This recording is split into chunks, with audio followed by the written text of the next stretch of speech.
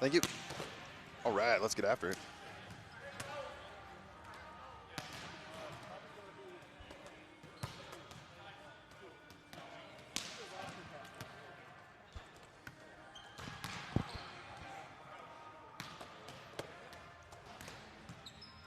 Hello, volleyball fans, and welcome back. We are prepping for the Ontario Matadors versus the LA Blaze match coming up here. This is going to be the first time we've seen Los Angeles Blaze today, so we're looking forward to that.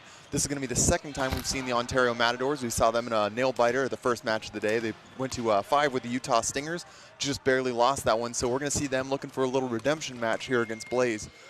You did get a bit of a chance if you tuned in earlier to see exactly what we can expect. The Matadors, as we saw, was a very, very emotional team with a lot of power, a lot of explosion, and when they were finding their stride, they were really, really dialed in. There was a lot of consistency provided by number 18, their right side, and a lot of explosion by number 2, their outside. But right now, we've got an interview from their coach, so over to you, Olivia. Thanks, Nick. Coach, you dropped a heartbreaker this morning, 5-set. What changes do you make, if any, in it? I think it's too hard because we lose the first match, but we push and pressure for the winner the second match. You know, we take 1 point. And not the best, but it's good for us, you know, counting for the final. They said they're thinking too much. Why do you think they're in their heads? For the game? Okay, push more energy and more aggressive with another team. You know, it's the first match, but I think we can push more. Which players are you going to look to step it up in this set? Hmm? Which players are you going to look to step it up in this set? And this set for my team is Christian Encarnacion, Jose Molero, the libero, and the center Kevin Rodriguez is the new player in the team. Thank you so much, Coach. Good luck. Thank you.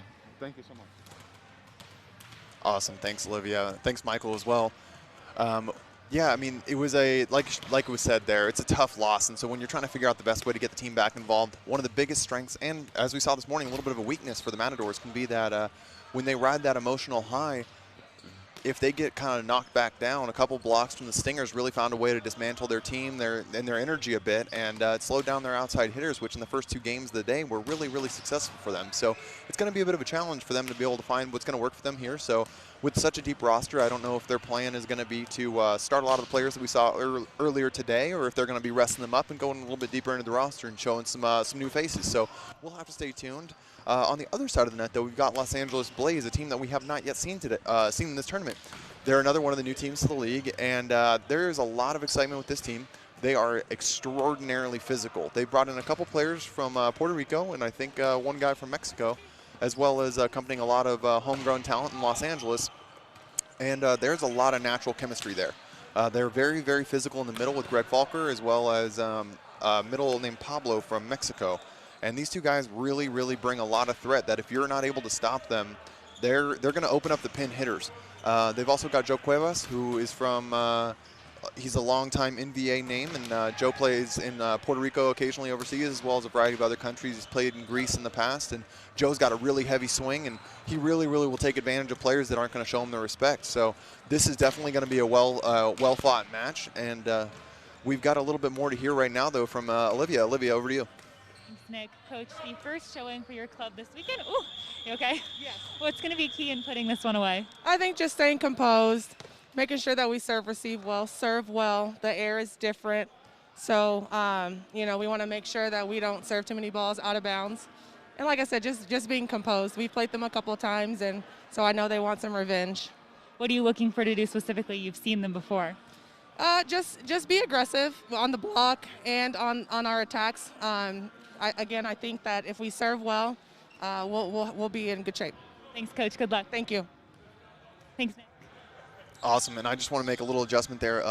That middle blocker is Pedro. He is from Puerto Rico, not Mexico, like I stated, so I just want to make sure the record shows that. We're also going to be seeing, I think, Pablo Guzman, who's another player from Puerto Rico for them, and there's just a lot of physicality with these players, and they're going to be one of the most unique teams to watch here because the depth of their roster really allows them to tap into different looks for the team. They've got some guys that are going to be very, very physical, then they've got a lot of players that are really finesse-oriented, and so it's going to be really interesting to see that based on whatever lineup they run throughout this tournament, they've got a deep bench, so we're going to get different looks, and I think some of the other teams are kind of more or less the same. That depending on what roster you see, it's more or less redundant. And so being able to see a variety of players that are able to do different things and change how your team plays could be a very big strength for this LA Blaze team, and I'm excited to see how it turns out for them.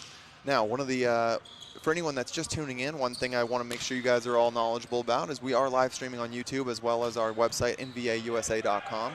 And we're doing our best over the next 4 days to give you guys a continuous amount of entertainment. We're going to have about 25 best-of-5 matches. Just some little notes, since COVID's been kind of a prevalent thing for us to be working with, all of our players will not be switching sides during the match. Officials and a lot of the support staff on the sidelines is all wearing masks. We're making sure to be mindful. Between matches, a lot of balls are being wiped down, benches cleaned, and we're doing our best to make sure all of our athletes are clean and protected. And one of the big things that we're really thankful for is that Utah Athletic Center, where we're playing, they've been super accommodating, very thorough, and just absolutely making sure this event is running without a hitch. Huge thank you to them. Also, a huge thank you to Mikasa. They're the proud sponsor of the NVA ball.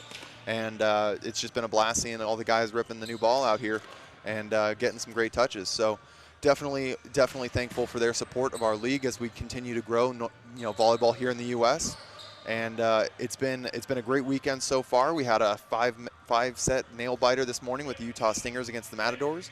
We had a pretty definitive win coming out with from the Stunners against Southern Exposure, and we've got I think a pretty good match ahead of us here later on this afternoon. We're going to see the Ramblers take on Team Freedom, and then I know later on after that we're going to see a Stunners and Ramblers match later this evening. There's one more in between there. Can't remember who that is off the top of my head, but definitely something to keep an eye on. We are doing our best in the next couple days here that you're going to see the National League and American Leagues queuing off against each other. If you haven't heard already, the way that the league or this event is structured and the league as a whole is we have two leagues. We have the American League and the National League.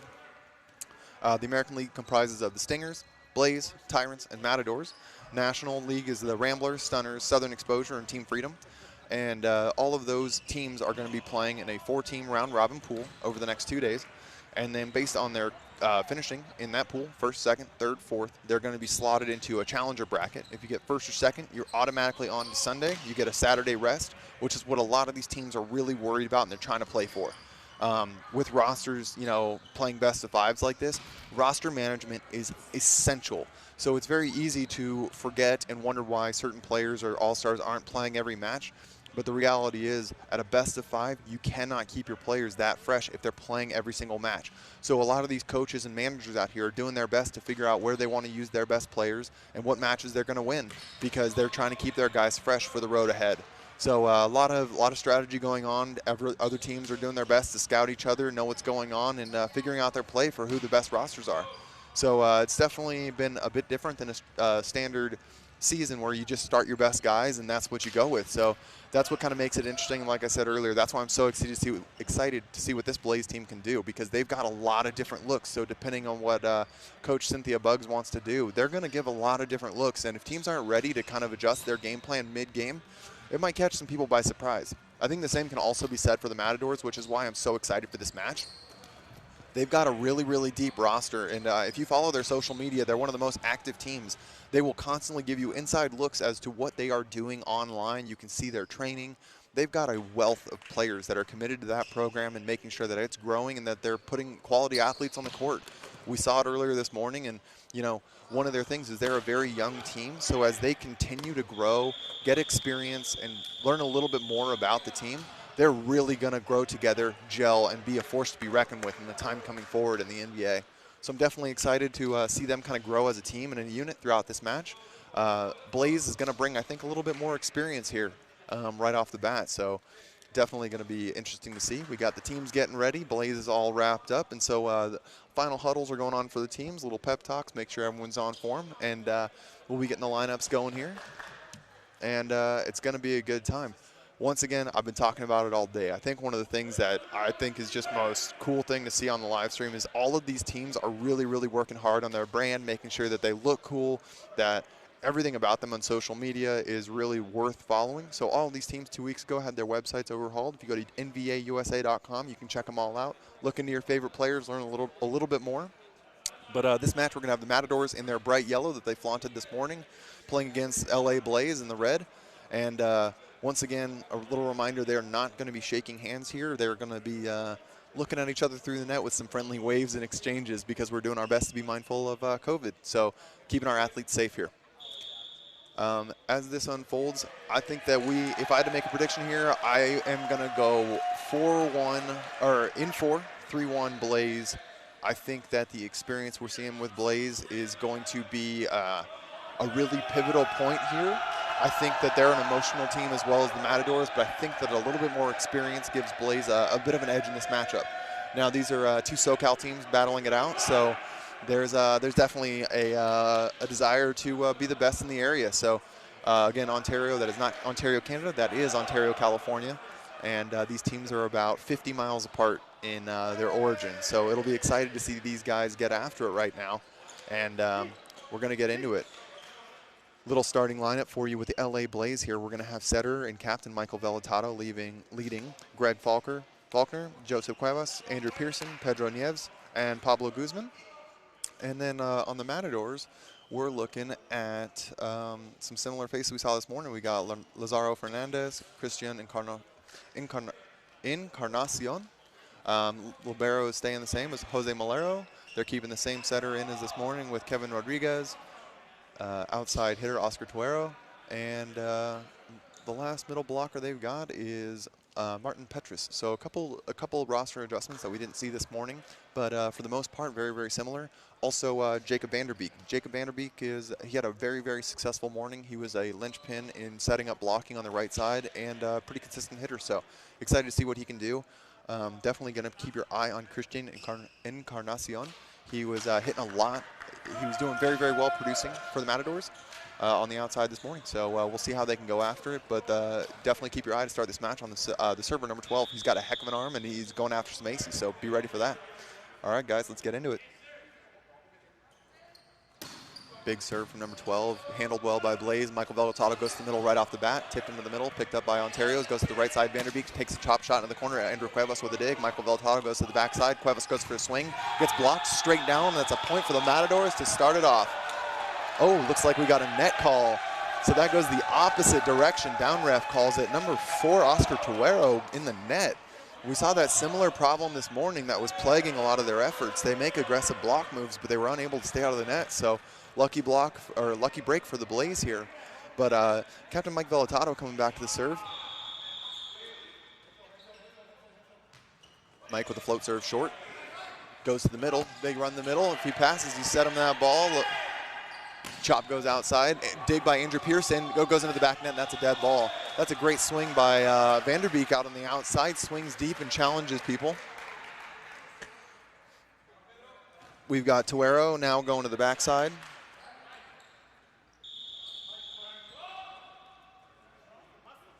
Tuero with the toss. Swing, off speed, ball goes long. Didn't look like that was quite the contact he was looking for, and that kind of missed on his hand. As a result, that ball sailed a bit long. These balls are very, very sensitive. If you don't hit it the way you want it, it is going to keep on going. Now we got number 7, Pablo Guzman, up for Blaze. Jump serve finds in the middle of the court. Number 11 overpasses, and Andrew Pearson with the big slam lets him know what's going on. You're going to overpass into me. I'm going to find a point right away. Andrew Pearson's an extraordinarily explosive player. Definitely someone to keep your eye on. That's a great serve by Pablo Guzman there to get the play started. He's going after it once again. That one's going to go long, so a nice break there for the Matadors, but Blaze showing they're ready to battle. We've got middle number 1, Martin Petrus, up for the Matadors serving.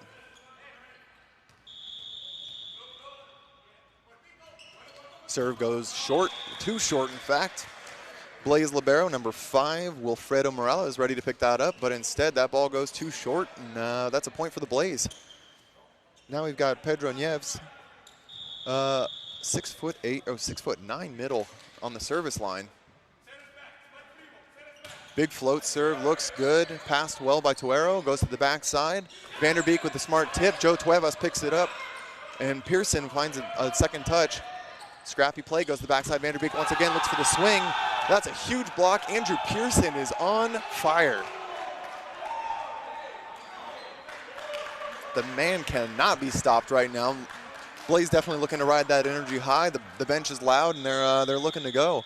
The Matador bench was pretty loud this morning. They're a little quiet right now. But that's going to be Pedro Nieves back once again. Nice float serve, handled well by Tuero, and goes to the outside this time. Tip over the top, picked up by Pearson in the off blocker, and goes to the backside now. And 15, Joe Cuevas goes to the down line. Dug well, goes to the outside. Looks for a big swing, no touch. Disciplined blocking by the Blaze. And that's going to be swung wide by Christian Encarnacion.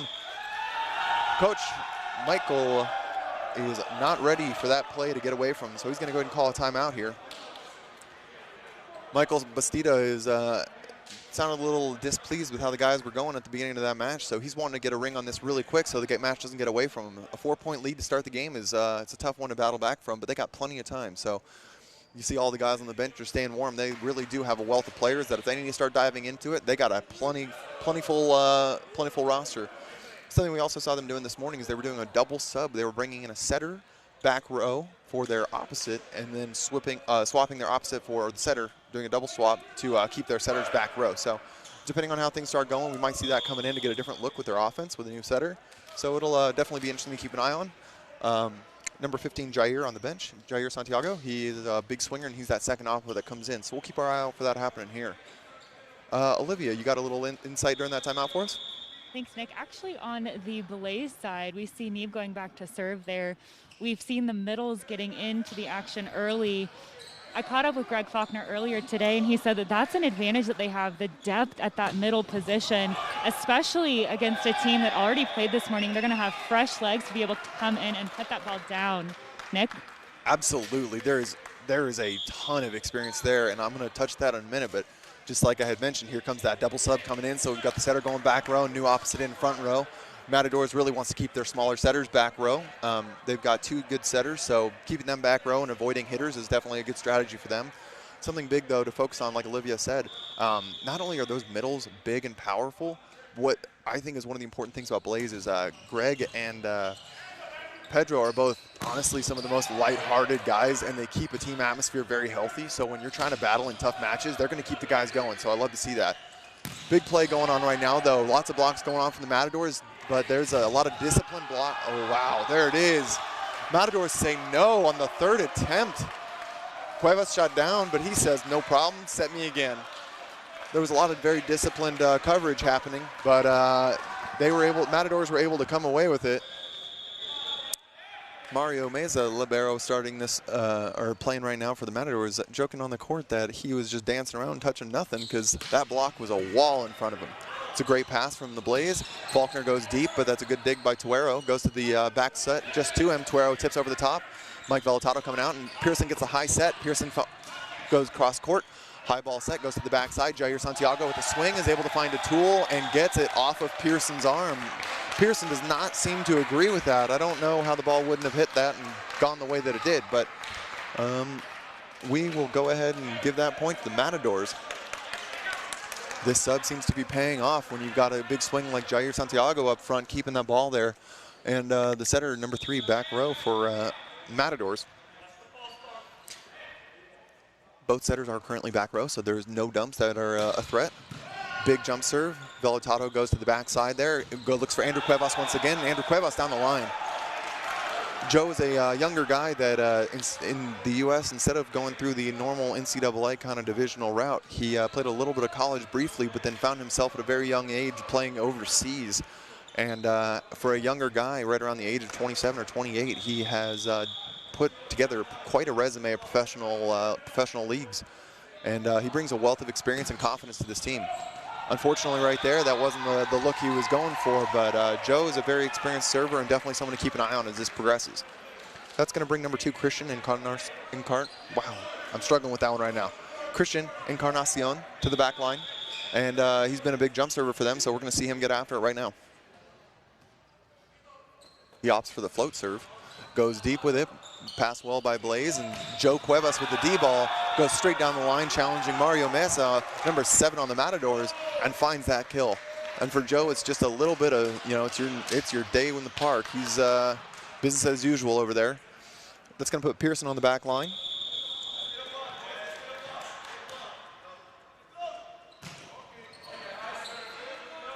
Goes to the backside with Jair.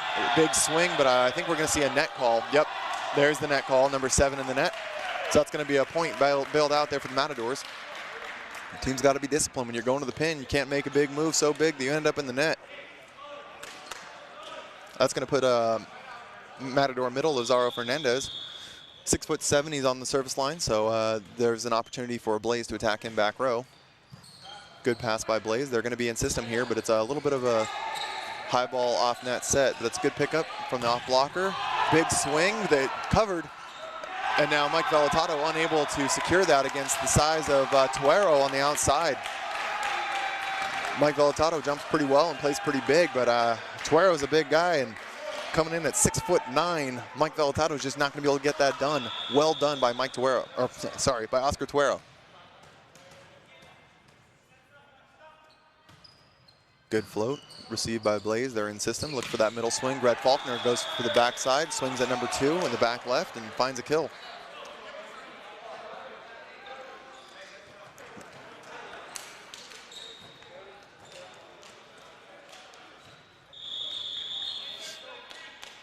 Little libero switch over on the Matadors here. Received well. They're in system. They're going back to Jair. They saw early success, but there's defense sitting in the back of the court for Blaze. They find good luck there. Set to the backside. Setter swings by Mike Velatato. Unable to put that one away with the lefty swing there. It was a good attempt, but unlucky. Matadors is showing that they're covering very well. Jair put that ball into a triple block, but his boys were ready to pick him up and got a good first touch there. Extended the rally and found some success on the back end. Now it's worth noting that the Matadors for now are keeping that double sub in. So we have seen Jair rotate in the back row, and the number 3 is staying front row with Jesus Serrano. Big serve out of Jair, and that's why you keep that guy on the court. Good pass, good ball out. Huge swing coming out of number 7 from the Blaze. That's Pablo Guzman. You cannot sleep on him. That man has a cannon. Absolutely took number 11, Jose Malero, to the ground over there. That's going to put Mike Velatato on the back line once again. Float down the line. Handled well by Tuero. Great set going down. That ball is able to find a tip to right front. Pablo was not able to play the off blocker defense that he was hoping for there. That's a great set as he goes down for the number 3. Jesus Serrano making that play happen all by himself. Good vision too by Martin Petrus in the middle.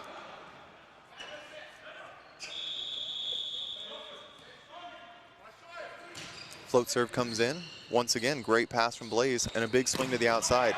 Covered up well by Blaze, goes to the backside to Pablo. Pablo once again finds a deep swing into the corner. Defensive Matadors letting their blockers know you guys are spreading wide and leaving holes everywhere. We can't cover that up if you don't close that down. Number 5 for Blaze, though, is absolutely locked in right now. Wilfredo Morales is passing almost perfectly in the back row, keeping them in system, and Mike Velatato's got a pretty easy time. He can set wherever he wants. But now Pablo Guzman on the back line with that jump serve. Goes deep. It looks like it might be an overpass tight net. Back row attack from, oh, nope, Setter's front row. Setter's front row. We're going to get a replay here with the whistle blown. Setter is front row. So there's a disagreement. And we'll get this under control here shortly. But it's going to be a replay. Normally that would be a point for the Matadors. However, since the whistle was blown, based on some confusion there, that's going to be a replayed point. It's going to put Pablo Guzman on the back line once again.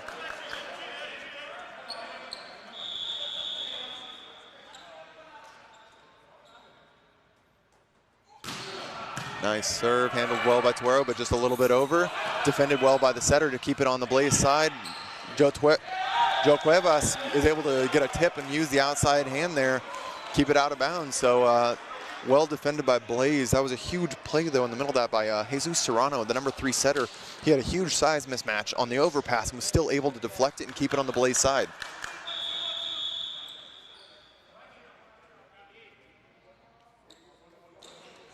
Pablo with a big serve. Unfortunately, got a little bit behind that one and finds it in the net. Little middle switch here. So we've got number 1. Petrus goes to the back line.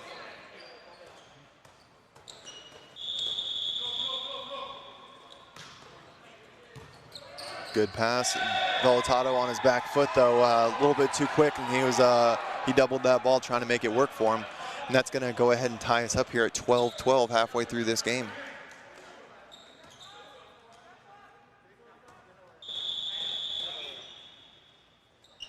Number 1 with the float serve goes short. Pearson handles it well, goes to the backside, looking for Cuevas once again. Like I said, you got to watch Joe Cuevas. If you're giving him one-on-one, he's got an arm that he'll swing line, he'll swing angle, and he's going to swing hard. So even if you get a touch on that block, he is ready to use you. Great swing by him. That's gonna move Pedro Nieves to the back line. Mario Meza back in for Matadors in the libero position. Handled well by Tuero. Goes to the outside, good middle pull. Wow, that's a great swing by number 2, Christian Encarnacion. Something that's really important to note there, though, is the middle blocker, number 8, Lazaro Fernandez. He was able to get a good approach, and so the middle blocker, Greg Faulkner, had to respect that he was going to get set. That gave his outside hitter a one-on-one attack. Big opportunities like that from middle blocker. Huge swing from Andrew Pearson. If you're not going to put that block together, don't put one up at all. He will find that hole, and he's going to abuse it.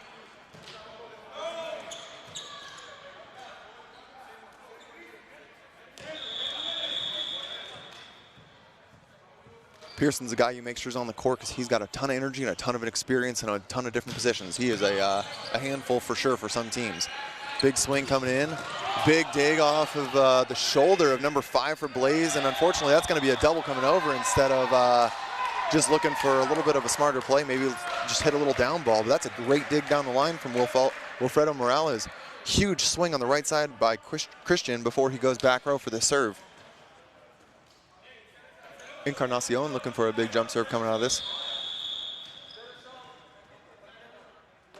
Float serve actually going short, looks for the middle, Greg Faulkner. Looks like it might have been over, but there's the little bit of a loose cannon you might occasionally see with Joe Torres. Ooh, he gets a touch call. Didn't see it myself. Matadors don't seem to have seen it themselves either, but that's the way the cookie crumbles. So Andrew Pearson goes to the back line with Matadors getting ready in serve receive.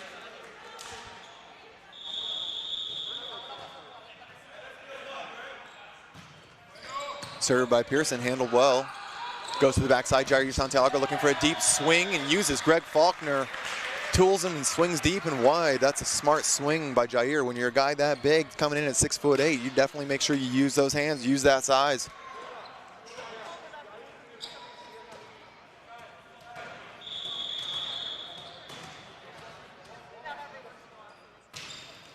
Float serve down the middle, handled well by libero for Blaze. Tip picked up by the setter. Set goes outside. Handled well by Pablo, number 7. Pablo Guzman says, not this time. I'm ready for that one. Once again, I really got to make sure that everyone's aware. Number 5, Wilfredo Morales, the libero for Blaze, has been nails. This guy is passing near perfect and keeping Blaze in a very, very settable location. Love to see it. Greg Faulkner with a big serve.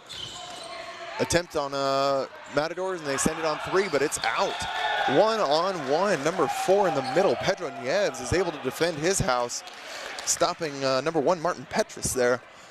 That's a big stop, and Matadors unfortunately able to keep together while it sends it long on the overpass. Greg Faulkner looking for another big jump serve. Hammers it down the line, handled well by Tuero. Tuero gets the set on the outside, big swing off the high ball. Greg Faulkner with a dig. Set goes outside from Bellottato, backside. Joe Torres roll shots it in, big dig from the libero. Big swing from Joe. Jair, sorry, covered well by Matadors. Jair gets the set again, swings deep, dug by Pearson in the back row. Bellottato throws it back outside. Pablo looks for the tip over the top. Jair says nope, throws it back over. Blaze is scrambling, looking for a tight tip. Joe Torres tries to set it, and Tuero is way too disciplined for that ball. Tuero throws that right back down, and there's not enough Blaze guys ready for that one. We got a sub coming in, though, now for the Matadors. Number 17 coming in for number 1. Looking for a little change up in the middle. That's going to be Ismael Alamar, who we saw earlier today, coming in for a little change up from Petrus. We'll see if he can make anything happen more in the middle. There's a lot of middle pressure being applied by Blaze, so not a bad change here on the side of the Matadors. Jair him tossing for a jump serve right now. Big swing, unfortunately finds that one in the bottom of the tape.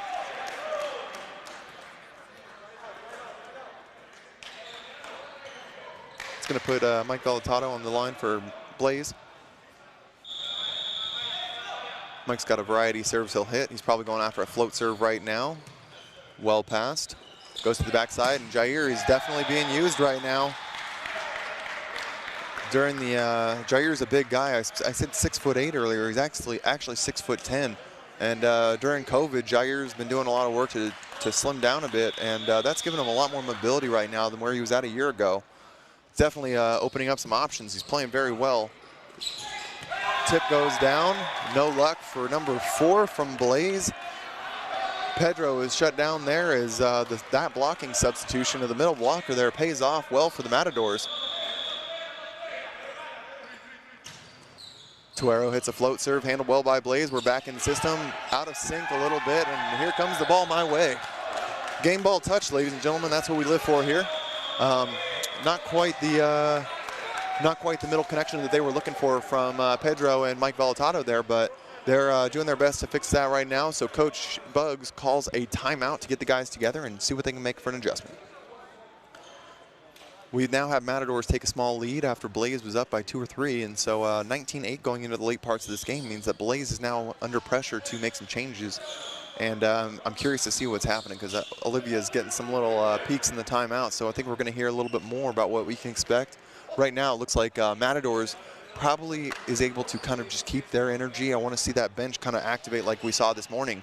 They're a high energy guys, and the more they're feeling it as a team, they're going to be riding that wave. So that's the big thing that they want to start right now, so they can kind of bring it in to finish this game off. Blaze just needs to, they've really still had a consistent passing. They just need to kind of connect a little bit more on their offense to see if they can find something to get through this rotation right now and get Tuero off the back line.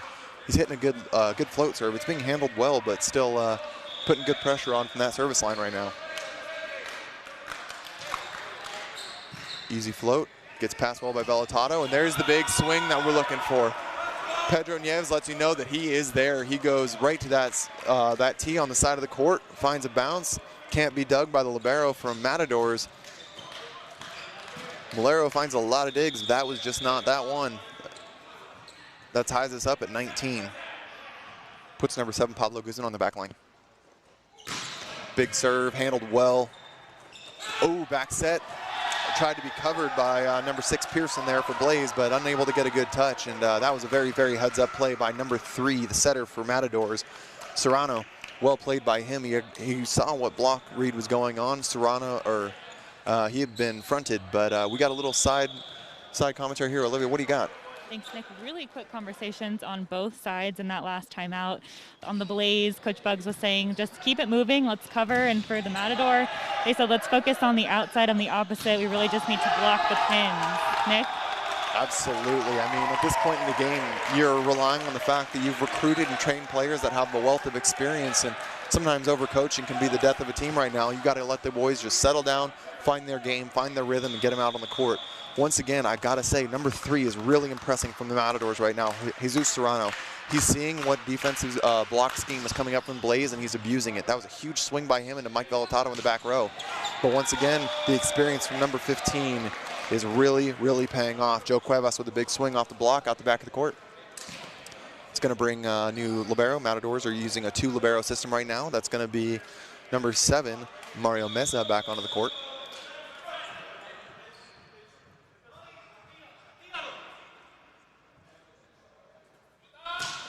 Good float. Overpass by Tuero, reset by Pearson, goes to Vellatado, he looks for Faulkner. Faulkner swings high off number 8 in the middle. That's a big swing for Faulkner off of Lazaro Fernandez. Great serve and a pressure by number 4, Pedro Nieves, once again putting it on him. And that's going to tie us up here at 21s. That's a great timeout recovery from Blaze. And I would not be surprised if we see a sub or something happen with Coach Bastida over on the Matador side. Good float serve, great pass from Tuero, goes to number 2 on the outside. And Christian Encarnacion showing once again he is here to play.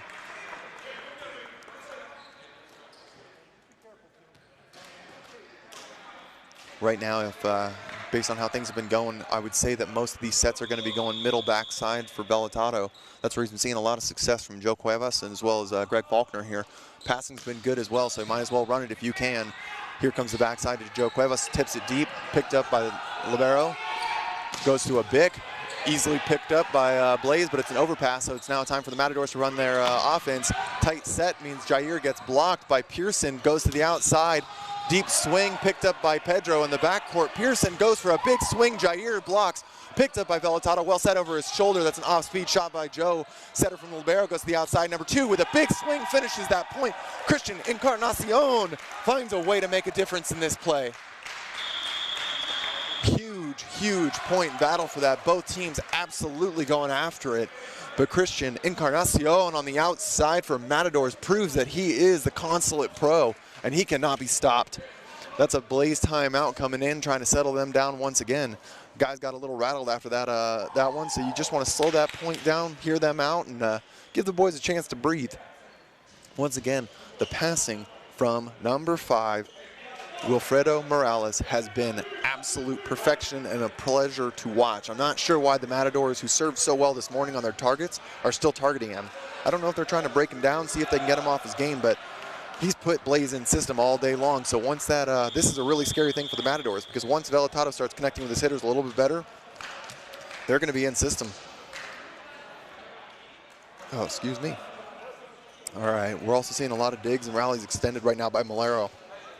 He had a great match this morning against the Stingers, and I really love focusing on these liberos, sometimes the unsung heroes of the emotional side, the defense, and the serve receive. But both these guys are absolutely performing at top peak right now. Number 3 with a big serve, but unfortunately finds the tape. Serrano's got a big arm. Like I said earlier, there's a lot of offense from the Matador setters. Both these guys are smaller, but they are always looking for a way to take a swing and influence things. We've now got a back row serving sub, though, for Joe Cuevas.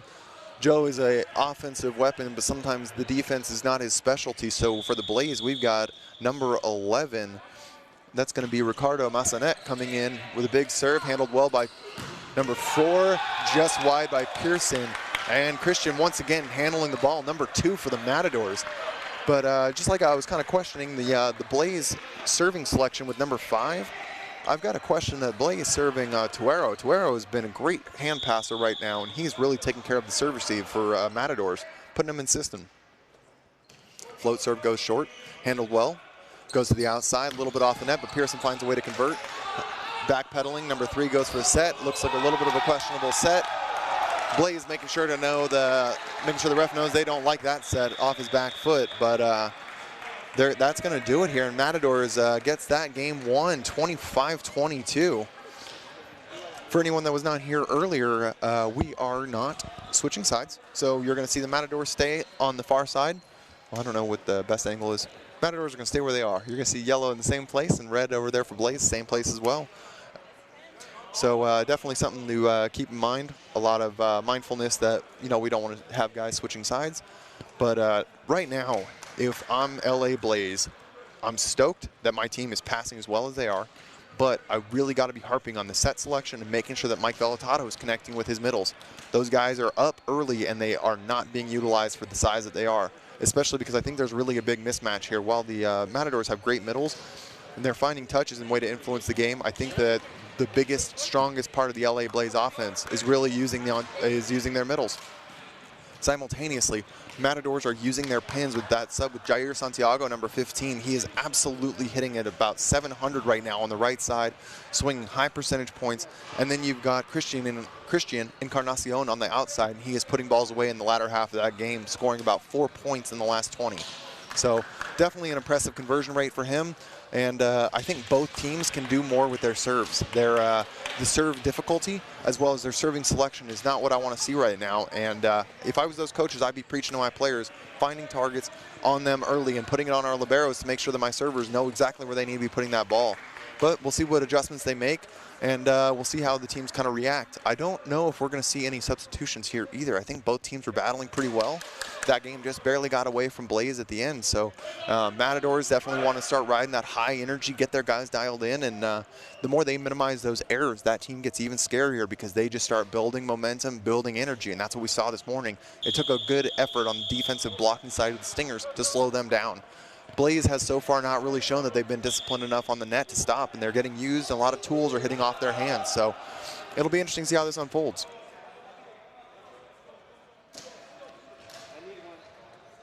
keeping an eye on the teams right now to see if anyone's making any adjustments.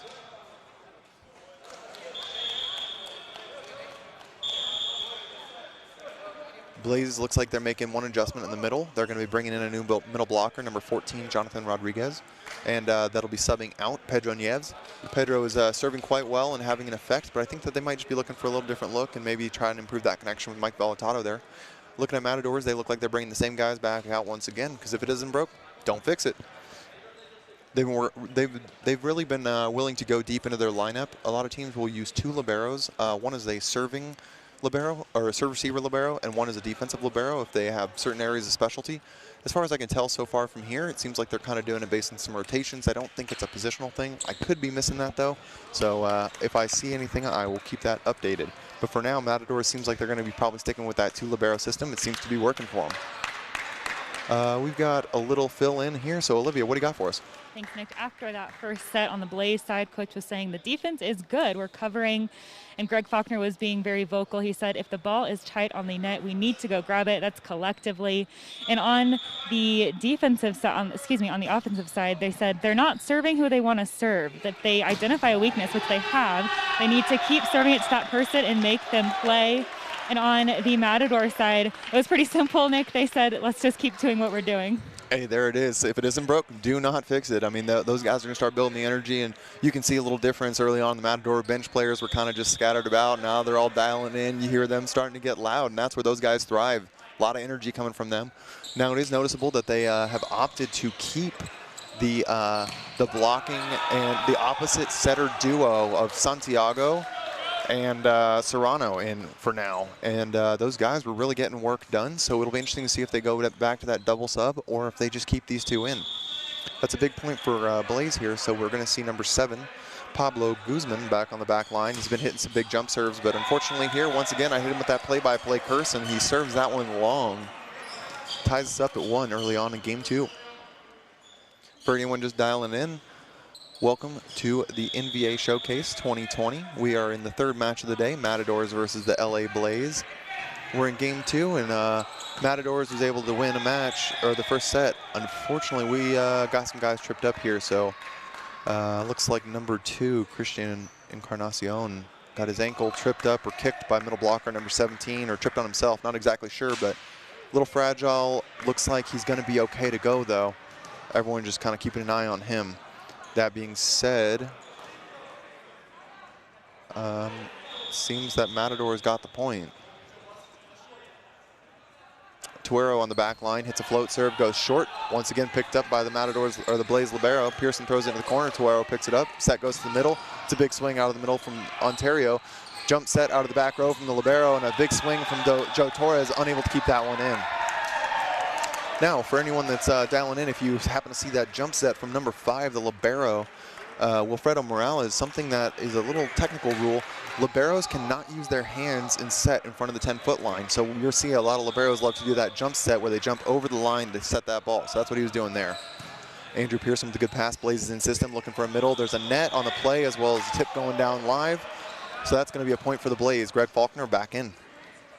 Already we are seeing that Blaze is looking to get the new middle involved with number 14, Jonathan Rodriguez. So it'll be interesting to see how they're able to connect.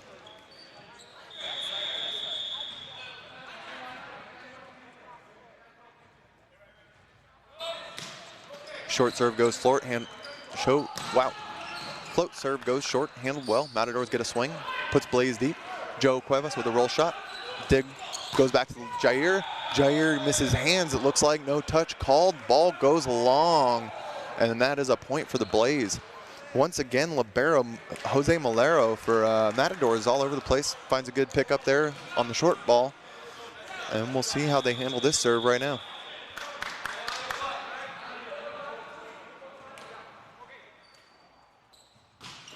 Float serve goes down the line. Tuero handles it well. Set goes to the outside. Looks for the pin. That's a big swing. High hands going for number 2, Christian Encarnacion.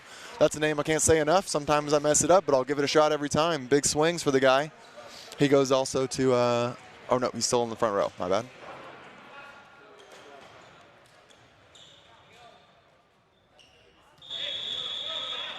That's going to put middle blocker number 17 on the back line, Ismail Alomar. Ismail was having some trouble keeping a serve in earlier today. He was serving long, but that's a great rip for him just now. But Pearson puts up a big swing. Number 4, Tulero, goes up, sets an outside ball. Encarnacion tips down the line, setters out. Jump set from the libero here. Great dig by Bellatato in the back row. Pearson goes hard angle, finds it off blocker. Tulero in the hands. Tuero, apologies. That's a great swing. Andrew Pearson still proven to be that he is an absolute physical specimen, and he will do some unusual things if you're not ready to stop him there. Great 4-to-4 swing, swinging hard cross court, making the off blocker play some defense. Jump serve from Joe Cuevas. Whoa. Big foot fault in turn hits the pin. That ball is going to be out. Substitution coming in for the Matadors. Looks like we're going back to that double sub. So that's number 12 coming in. That's Kevin Rodriguez, the setter, and Jair Santiago coming out. Now, an interesting move here. They've actually got 2 setters on the court that they are not putting an opposite in for right now. So that might mean number 3 is swinging front row with Serrano. We've got a sub over here, Charles Belvin, coming in for Joe Cuevas. Charles Belvin is a long time associated with the NBA, is a guy that's just been a grinder on the court, trying to find his way up to one of the top teams. And Charles is a really, really explosive player that's a lot of fun to watch, and he's going to definitely not be afraid to take some swings. Unfortunately, a little miscommunication there with Greg Faulkner, and tries to tip a ball and gets stopped to the net. That's a good stop, well composed by the Matadors. Still curious to see without an opposite, or true opposite on the court, if Serrano's just out there as an oppo, what they're trying to do. But that's the ball we want to see from Greg Faulkner there. That's the good connection. Swings into the deep right corner, and unable to be dug by Mario Mesa, making a crossing move there with number 4, Oscar Tuero. Pearson heads to the back line.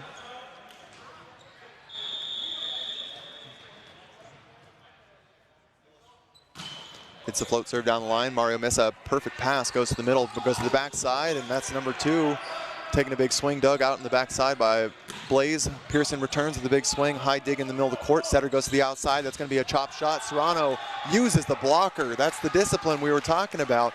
They've got to be better in funneling swings into the middle of the court. Matadors is really just playing a lot more discipline right now, and they're really punishing Blaze for mistakes.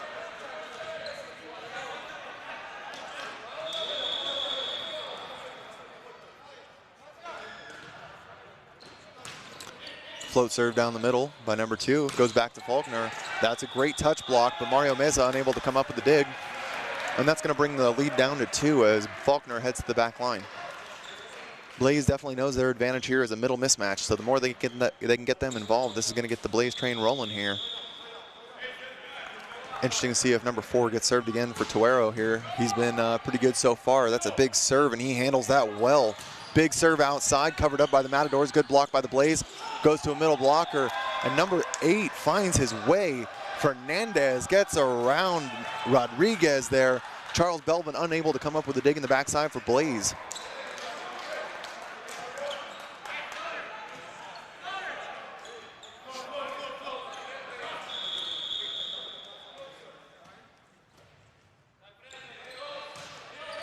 Float serve down the middle, handled well. Bellatato throws it to the outside, and that's going to be Pablo looking for a swing. Ball goes long, just misses the end line. And now we're seeing the Matador train roll on. When those guys start getting that energy going, this team becomes difficult to stop, and the best chance you've got is to really shut them down by good serve receive and a couple block touches. Unfortunately, Blaze is not able to find those block touches right now. So the Matador train will roll on. Float serve down the side. Andrew Pearson handles it well, straight into the outside there. Pablo goes one-on-one, gets a great swing using Serrano on the outside, and Tuero in the back left, unable to come up with a dig. Matador is looking like they've got the libero coming back in as the middle exits the court. Bellatato on the back line for Blaze.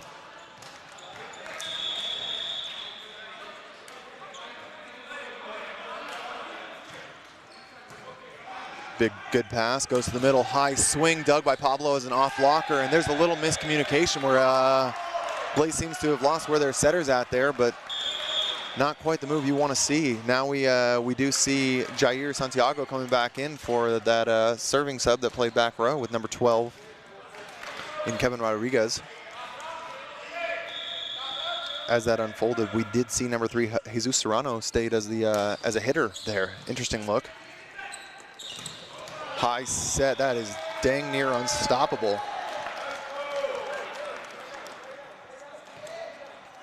That's a 6'6" Jonathan Rodriguez that absolutely gets off the ground, making sure that he is he's respected in the middle, same as Faulkner here. So we've got Pablo on the back line. He's been putting a good jump serve in this whole match. Good swing, handled as an overpass. Pearson backs off the net. Velotado goes to the backside. Charles Belvin's first swing, swings in, goes cross court 6-foot line. There's the big swing from the natural lefty. Matador seems to disagree that that ball was in, but Charles Belvin absolutely unloads on that ball to find the sideline. If we were out on the beach, we definitely saw that line bounce. That's going to put number 7 back on the line, Pablo. There's a little bit of work to be done here. Blaze wants to use this rotation to start closing up this 2-point lead. Good serve, it's going out, but saved by the Matadors there. Big swing, great swing by Tuero on the backside. And that's going to go ahead and bring him to the back service line. That was the one right side rotation before he goes back row as an outside hitter. Normally they're outside hitter 2, I believe, but when they do their serving subs, it switches out the way that their offense looks. Mike Velotado with the one-handed set, goes straight to number 14 in the middle, Rodriguez. Jonathan Rodriguez hammers that ball. Mike Velotado is definitely comfortable on the net. You put him tight, he will absolutely burn you by dumping, swinging lefty onto the net, or going with one-handed sets. He is definitely a smaller setter, but wealth of knowledge and experience as a setter.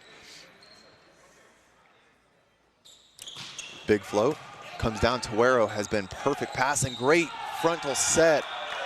Touch called, yep. Touch called, that's a point for Jair. That is an impressive set for the Matadors. Number 3, Serrano goes face to the net. Back set to Jair. Jair puts that ball away using the high hands of the Blaze on the right side. Well done. Middle, number 17 on the back line to serve for Matadors.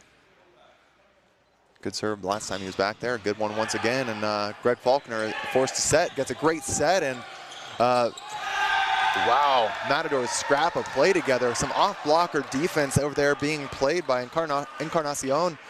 And on 2, the middle, number 8, Fernandez takes that and jams it down Faulkner's throat.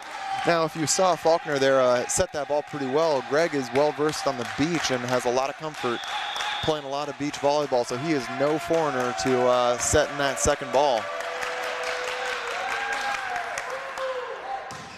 Big serve, not a great pass, and Pearson launches the ball to the outside. Charles Belvin, big swing, and absolutely shows that physicality that Blaze was looking for.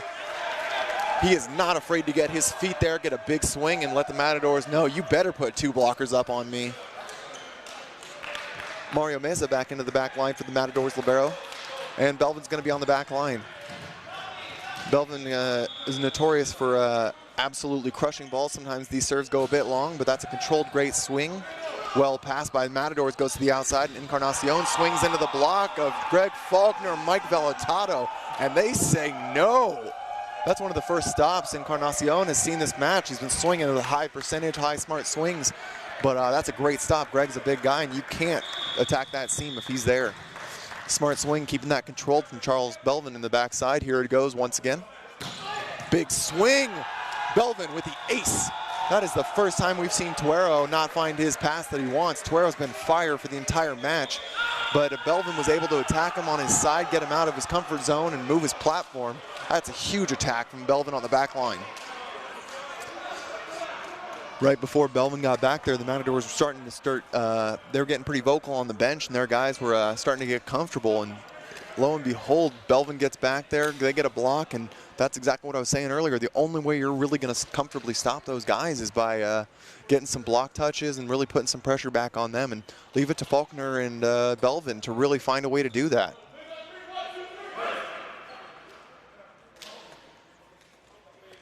See a little comment on the NBA chat. Does anyone follow regularly enough to know how this match goes? They addressed my prediction. Matadors are playing very well. Something to know about the Matadors, again, they're a younger team, a lot of young guys, and they ride a lot of the emotions. So The reason I gave this match to Blaze, I think Blaze has a couple guys. Faulkner in the middle, he's played overseas quite a bit. They've got a lot of experience in number 7, and then in Pablo, and then their other middles. So I was saying the experience there from international seasons, I think that's going to be able to weigh in and kind of anchor that team. But, you know, right now we're seeing Matadors really firing on all cylinders. So this might go the other way very, very quickly. There's a sub coming in here. We're going to see that Jair Santiago is pulled once again for number 12. And that's going to be Rodriguez, Kevin Rodriguez.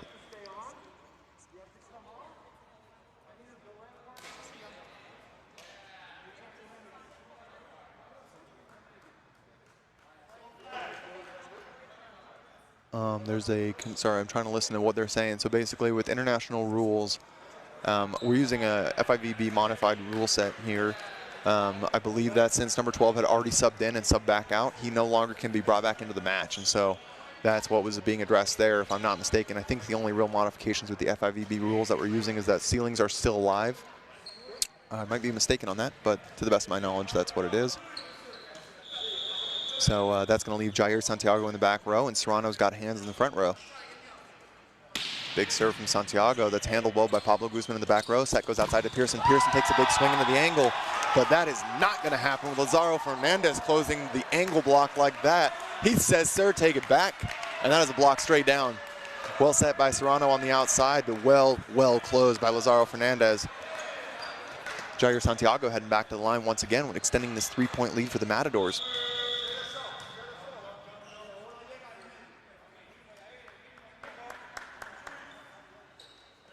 Big toss, big swing, finds the top of the tape, well passed. Blaze is back in system, goes to Pearson on the outside, and that's the second swing, goes down the line. Can't stop Pearson twice, he says. Big swing down the line. If you're going to leave him a foot and a half, he's going to take it. And Jair Santiago unable to scoop that ball.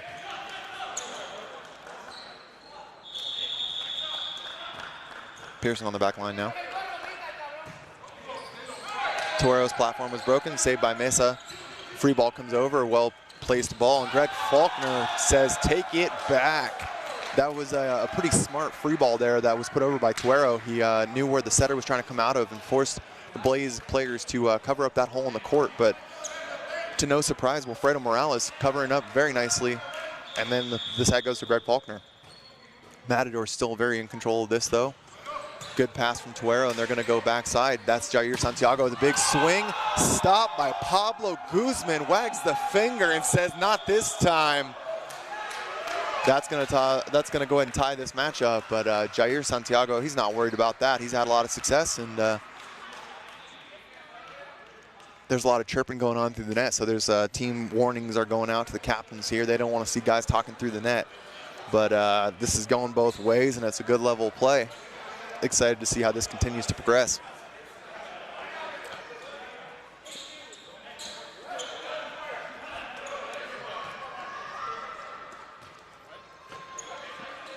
Pearson on the back line.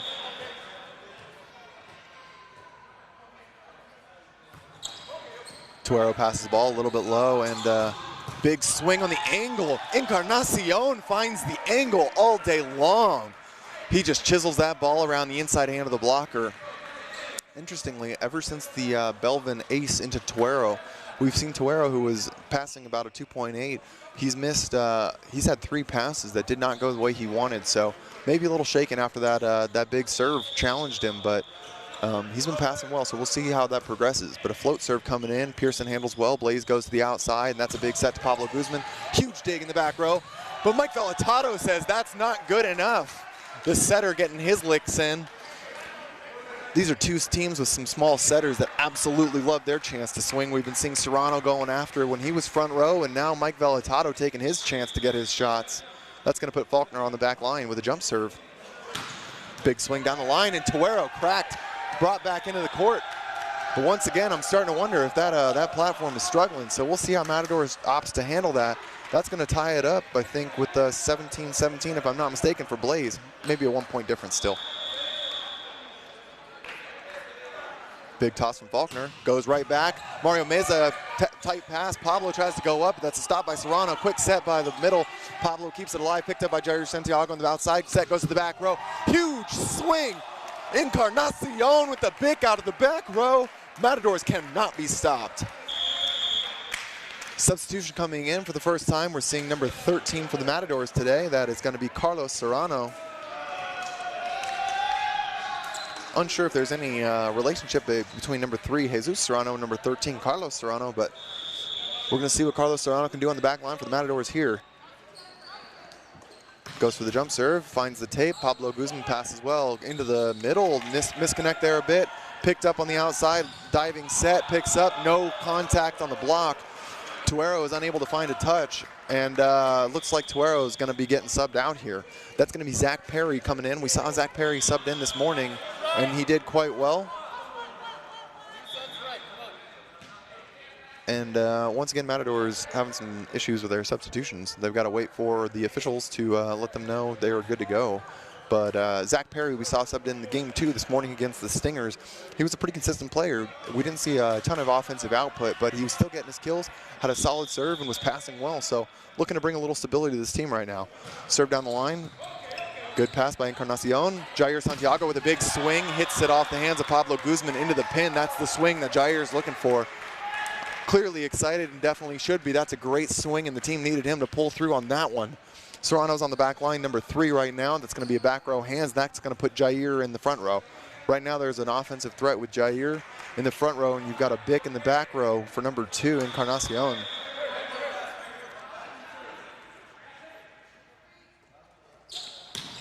Little hybrid toss, attempted a two-handed toss into a jump serve top spin, trying to put on that for Serrano, unable to convert and serves into the net.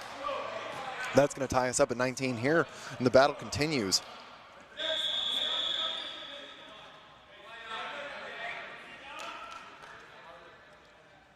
Pablo Guzman with the jump serve toss. Deep into the net. Apologies, that was deep into the court. Picked up well. Encarnacion with a big swing. Jair tries to get a swing. Pearson tracks it down, able to. Pablo Guzman goes with the chop. Chop jump serve. Finds the out-of-system cheeky swing, inside out, thumb down, finds the middle of the court and caught number 11, Molero, sleeping for the first time I've seen all day. Matadors didn't love that call early on Encarnacion's swing. There appeared to be a possible double contact on middle blocker number 14, Jonathan Rodriguez for the Blaze, but did not get the call there, and Blaze battled on. Encarnacion's been an impressive rock for this lineup all day, so it's going to be a little bit on his shoulders right now as Blaze pulls ahead with a 2-point lead. I think if they're able to get a point right here, we're going to see the Matadors call a timeout. Guzman with a good serve. Encarnacion handles it perfectly. One-handed set goes backside, and Pearson's able to pull that out, and Zach Perry is unable to handle that. Coach calls the timeout. There it is. And like clockwork, Blaze extends their lead to 3, and they are able to go ahead and get that timeout called, and that's going to be Matador's second timeout of this match, or the set. So right now, this has been a game that's full of a lot of pressure, high emotion, and players trying to figure out and problem solve in real time. When I talk about problem solving, what that means is the game is constantly dynamic, always changing. So when you're serving, you know, who's passing well, if you got a new guy. Number 20 is in the back row now with Zach Perry. That's the guy you want to make sure that he can pass. Throw a couple serves his way, see how he's playing, or if there's a new hitter front row, make sure that you don't let him get an easy points and find a rhythm. So right now it's going to be a lot of problem solving. I'm curious to see what's going on inside these timeouts. You know, I assume it's probably switched up a little bit from the last time where Bugs is telling our guys just keep going, keep battling, find these digs. Meanwhile, Matadors, they're going to be leaning on number 15 and number 2 right now to help bail them out of this. They haven't really relied on their middles too much, but a good pass wouldn't surprise me if they try to go with a little mismatch in the middle right now and get number 1 or number 17 involved. Olivia, you got some insight during that timeout. What do you got? Thanks, Nick. Pablo Guzman, we've seen him come alive, and he was in that huddle firing everyone up. I caught up with him earlier this week, and we can see the joy that he's exuding right now. I asked him what it's been like to not have played since February, and he said, to be honest, I was depressed. I missed volleyball so much, and I'm so happy to be here competing, and I've missed the adrenaline of having fun with the guys, and we are seeing him having the time of his life. Absolutely.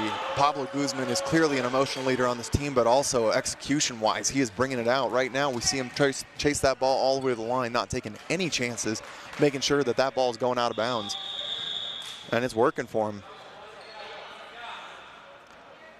Jump serve coming out of the middle. Number 14 handled well by Zach. Number 20 goes to the outside. Encarnacion takes a rip, but that's going to be a good touch by the middle on Blaze, but Encarnacion cannot be touched. Like I said, that's going to be your go-to. Belvin tries to go into the net and is unable to find that dig. Now, it was kind of an interesting point, like Olivia said, number 7, Pablo, talking about how hard it's been not playing since February. That's an unfortunate reality that so many of these players had about a month to prep for this event, and everyone's been doing their best to stay in shape, but to get back to a high level of play and providing consistent, expectations of players, it's a tough thing, and keeping these guys mentally involved, but excited to see all these athletes battling out here.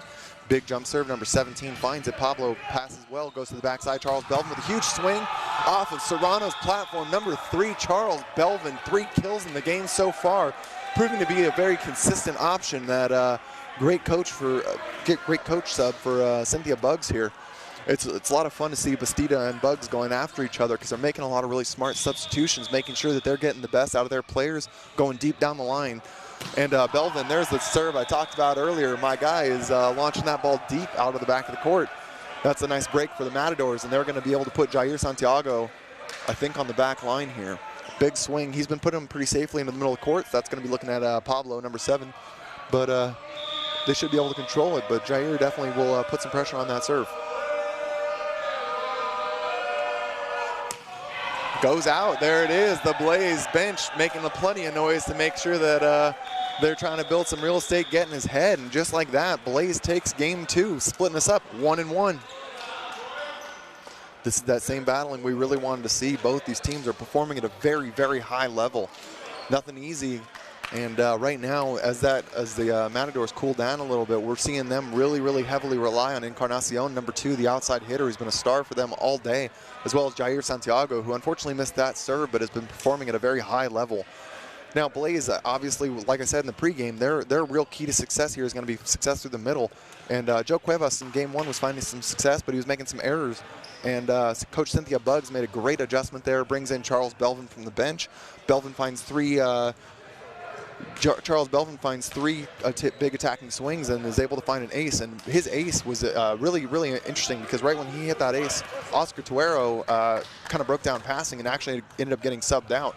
He had 4 points in a row there that when he became the serving target, the pass was not where he wanted to be. And Tuero had been passing fantastic all game, all match so far. And so to see that break down right around that point with Belvin serving was certainly not a coincidence, I think, and it'll be interesting to see how Matadors answers back. I don't know if they're going to go back to a different setter or something just to kind of change the dynamic of the team right now. They've definitely got some pieces that are very successful for them. I want to see the middles get involved a little bit more and compete with the Blaze guys, but there is definitely a mismatch here that Blaze is taking advantage of. Also, got to mention, the serve receive from number 7, Pablo Guzman, as well as Wilfredo Morales, are absolutely keeping Blaze in this match.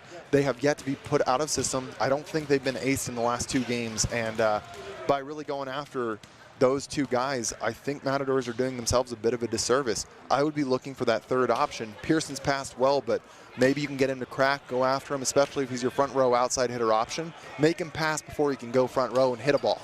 That might kind of limit some options, and if the pass isn't right, then you really know that they can only go back row. So it's going to be interesting to see as this develops. Hopefully Olivia's got some insight because this is at that point when you go 1-on-1. Team's got to make some adjustments here. So we'll see how this goes. Once again, a reminder, the teams are not switching sides because we are trying to keep everything separated with COVID, keep the athletes safe, and these guys are all going to stay on the same side. So yellow and red staying where they're at. As I see players coming out here, I'm seeing some new numbers. So I'm seeing number 5 hitting the court, Rafael Burgos. He's a middle blocker for Matadors, and that's the change they might be looking for. You know, when I was saying get the middles more involved, add a little bit of size. He's 6'8". Get him in front of Faulkner and Fernandez, and see if you can, Rodriguez, and see if you can get some touches, slow some balls down. But it's looking like Santiago is going to be hitting the court once again. Everything else actually looks like it's probably the same here, which makes a lot of sense, but get the middles more involved. Curious to see if Blaze makes any changes. I don't think they will. Once again, if you win with that roster, it doesn't make sense to make any change-ups. So they're going to go for it and see what they can go for. But a little info here, Olivia, what do you got? Oh, sorry about that. My bad. Still getting a little breakdown here. Lineups are all being checked, and we're going to be having, I think that it's Matador's serve here. If I'm not mistaken, that's going to be number 3, Serrano, going to the backside. Also want to keep an eye on the Matadors running that 2 libero system, see how they're handling that. Number 5 is still holding it down for the LA Blaze. Wilfredo Morales has been an all-star this match. Getting a lot of digs back row, extending rallies, and Mike Vellatado runs a great high ball system. He's got a lot of pin hitters that love to take swings at high sets, so definitely it works for them. Here's Serrano with that hybrid once again. Gets a good, tight pass by Serrano, but Mike Vellatado keeps it live. Jair Santiago takes a big swing, though. Big rip off the middle, and he uses number 14, Jonathan Rodriguez. Jair is absolutely capitalizing on the right side once again. Good to see him with that first point coming out and setting up an established right side swing for the Matadors. All right, now I think we're ready. Olivia, you got something for me? Thanks, Nick. For the Matadors, we'll see those changes in the rotations. They weren't happy with how they were passing in that set. And when it comes to one-on-ones, they have to win the ball. For the Blaze, they said, we got to keep serving who we know to serve. Again, we got to keep making the right people play defense. They're moving conventionally, which means it isn't anything that they haven't seen. So they're looking to take advantage in those areas. Nick? Absolutely great insight. And the one thing I didn't see earlier was that that swing right there, number 6 coming in for the Matadors. Or no, I did mention that, Diego Bustos. He's the other outside now. They went ahead and they tried Zach Perry last game, but they're going for something else. Looking for a touch that game, and it just didn't quite happen for him. With that, though, Michael Bastida, the coach, is pointing at Tuero saying, hey, man, get ready, I think. So he's got him up and moving. So maybe they're looking for another option. Belvin with the backwards bump set, and that's a good safe chop, but we're seeing a touch called on one side, but the line judge appears to have pulled his call, and the refs are waving that off. It's a good bump set by Belvin, good attempt, but not able to come down for Pablo Guzman. So that's going to be number 6, Bustos, back to the back line. Going for a jump serve. Unable to get on top of that ball, and if you are just behind this ball, it'll keep on going. I don't know the difference in elevation, but before the match, Coach Bugs had talked about the difference in air, and all these teams are playing down at sea level in Southern California, so a little adjustment here in Salt Lake City, and that ball's going to keep going a little bit more too, so if they really got to be on top of it. Pablo Guzman goes up, good serve. That's a great pass by number 2. Goes right back to him, not a great set, so it's set over. Vellatado goes out to the Charles Belvin option here. Picked up by Matadors, and they're going back to the middle. Tip, one-handed dig by Belvin. Goes to Pearson on the outside, chips the ball. Picked up easy by the Matadors libero. Big swing by number 2, Encarnacion. Tight set, goes for the libero, and Pearson says, take this one back. A little apathetic one-handed toss that goes from Jair that he's unhappy with the option there, and he's very, very unhappy with the way the guys are handling those kind of balls. But Blaze was unable to come up with that one. That was a little bit of a sloppy rally, and team leaders are definitely letting their guys know it's time to clean that up. That cannot be happening right now. We see number 5 going to the back line for the Matadors. That's going to be Burgos.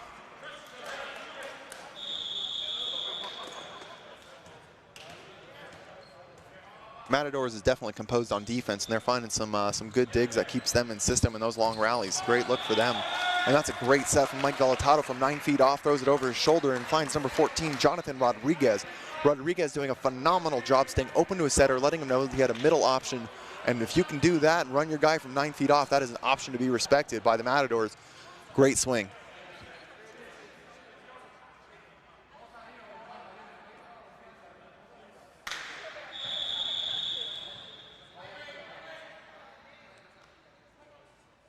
Number 14 with a jump serve, takes a big swing, unable to get on top of it. Similar issue that Matadors were just having. The ball goes long.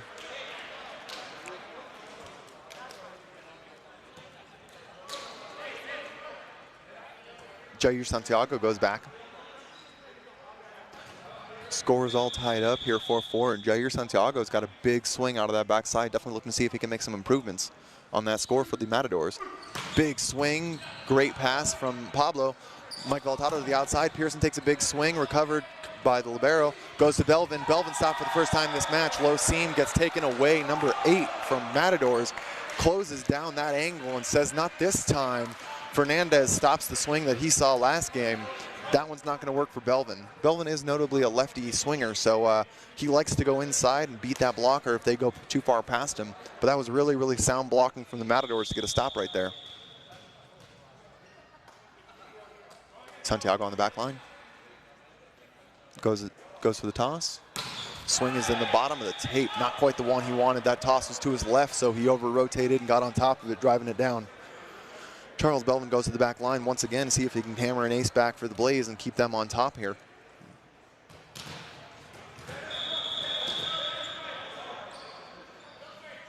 Toss. Good swing, controlled, overpass. Pearson goes up, swings, puts it away like clockwork, just like they drew it up. Charles Belvin really does put a lot, and the big thing about his serve is he really attacks seams very well. So between 6 and 2 right there, he's able to put a good amount of pace, and he knows he's trying to stick away from that libero. So if you're not ready to move your feet or have any miscommunication about who's passing what, he's going to abuse that. Second swing goes wide. We saw that earlier, though. Right now, Charles needs to be focusing on a good, controlled first swing and then keeping that second one looking similar. Sometimes he gets a little bit confident and goes for a bigger second swing. And so far, that's kind of betraying him this game. But we'll see if he makes that adjustment coming into next rotations. Number 2, Encarnacion, going back row for Matadors. Float serve goes short. Number 5 takes a tight pass. Mike Voltato looks for a one-handed set.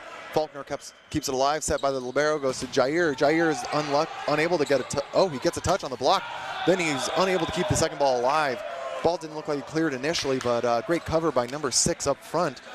That's Diego Bustos, and he is able to get a second set up to Jair. Jair unable to control that ball. Pearson on the back line for Blaze.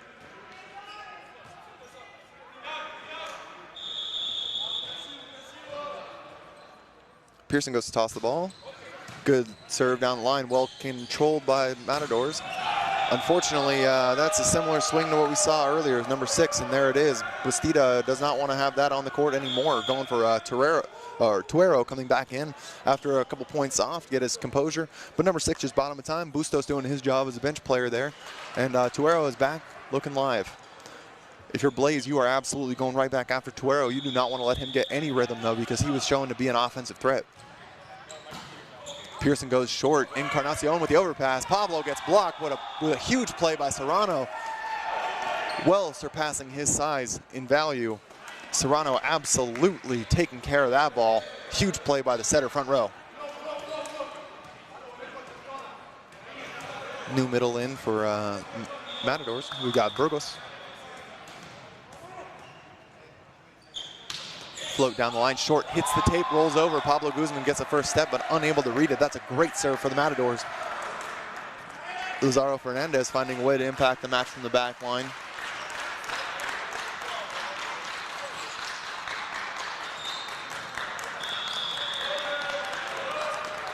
No one ever aims for that tape, but the closer the tape you get, more you get bounces like that. Goes a little bit deeper, well past Blaze in. Mike Voltato finds him sleeping. Grab your s'mores and your chocolate, boys. The campfire is lit. Everyone's standing around warming their hands in the big circle in the middle. Greg Faulkner on the back line. That's going to bring number 14, Jonathan Rodriguez, into the game.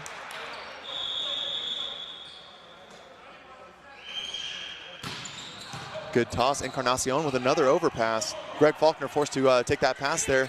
Shows his versatility, but once again, Serrano has Pablo Guzman's number. 2 in a row, says not today, Pablo. Serrano really having an impressive showing for this Matadors roster here. Going on the back line, there's a lot of talking right now. Both teams are really wanting to see their guys bring the game and see who can win this third set. This is going to be really pivotal. There's an overpass. Mike Voltato pits over the net. 2 hands, that's a takeaway. Tuero unable to come away with that one. Mike Voltato, stats sheet tells me he's 6'2", but that man gets over the net like he is 6'8". That is a heck of a block from Voltato.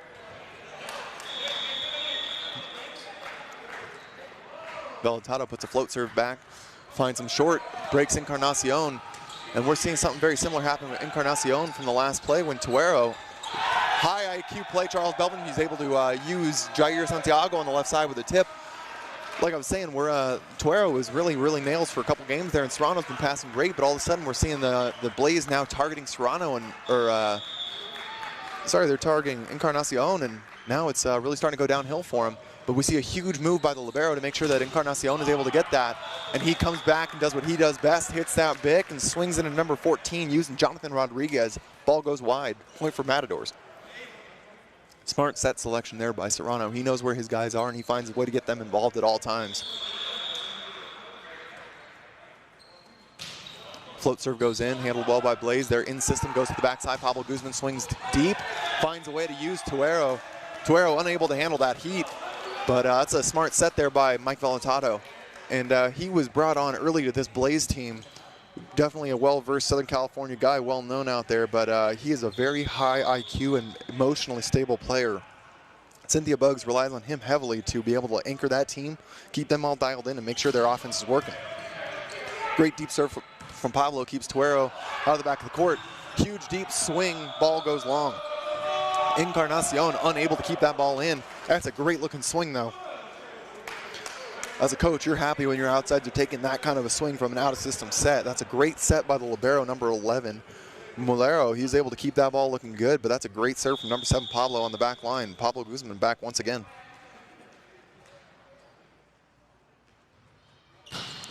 He's unable to keep that one live and sends that one long. Not happy with that, but able to open up a little run there, and that gives a 2-point lead to the Blaze. Matadors knows they need to take a little bit of a breath and find their self-centered some self-centered plate here, and we've got the middles on the back row. New one coming in, number 8 enters the court. That's Lazaro Fernandez. Fernandez has been able to find a couple block touches and a couple kills to get involved, and we'll see if we can do that again here. Float serve handled. Blaze goes to the outside. Pearson once again looks for a hand, goes for that line swing that's been working for him, but unable to turn on it. Over rotates and swings high and long. That was one of the harder passes we've seen Blaze give Vellatado there. They've really been spoiling him quite well this set. But number 5 on the line back again, that's Rafael Burgos. And that serve goes net, keeping the Blaze at a 2-point lead here.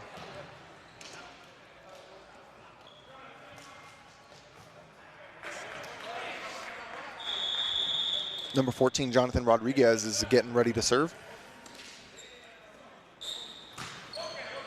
Tuero passes well once again, goes back to Jair. Jair one-on-one with Pearson. Pearson goes max block and finds a touch, unable to slow it down though for Pablo to get a dig in the back row.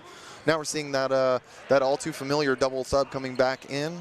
Number 18, that's going to be Jacob Vanderbeek coming in for Serrano, and then we're going to see Jair Santiago coming out to bring in setter Kevin Rodriguez.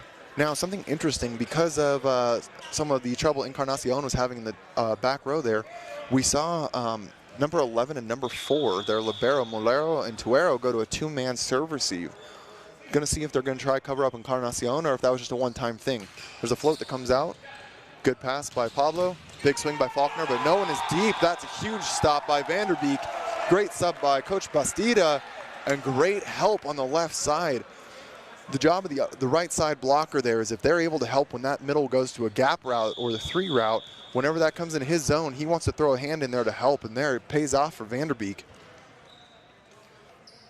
Jump serve comes in, well passed, goes back to Faulkner, and Faulkner shows them exactly what's up.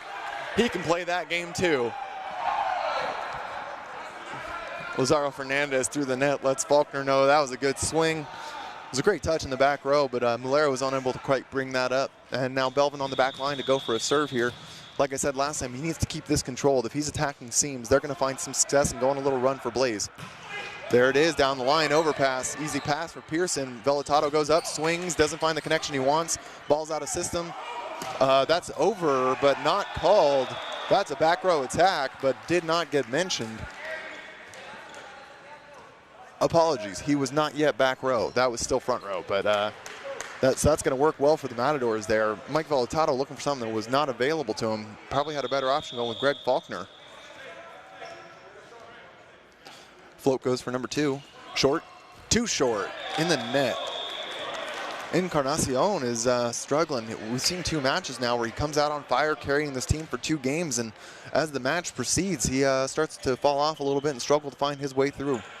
But he's a gamer nonetheless, so we'll see if he's able to keep it dialed in here. Pearson on the back line for Blaze. Encarnacion with a pass, goes to the backside for Vanderbeek. Vanderbeek gets it. Oh, that's a touch for Pablo, but nice high swing from Vanderbeek, and he's going to challenge that Blaze block.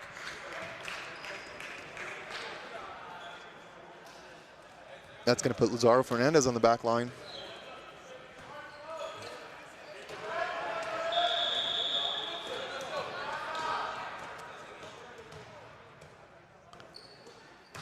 Float serve.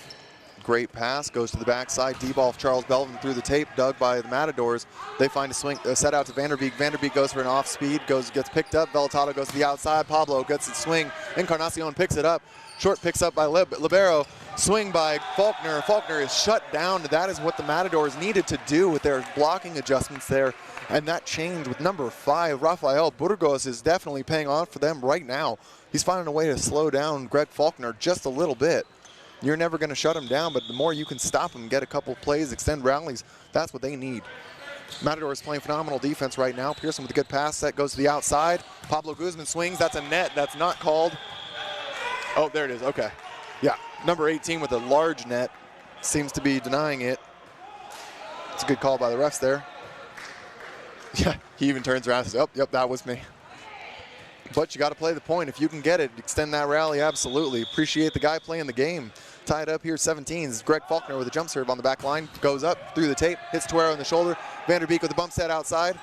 And that's a tip by Tuero trying to use Belvin. Belvin did not want anything to do with that ball, and we're looking for a sub outside once again.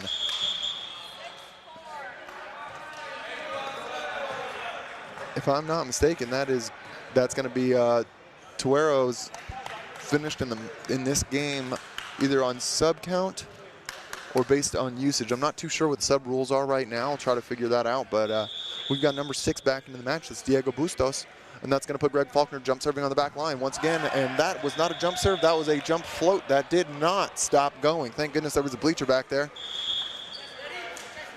Not the contact he was looking for, but we got a double sub coming back in. That's Vanderbeek and number 12, Kevin Rodriguez, coming out of the game as Santiago and Serrano enter the match once again.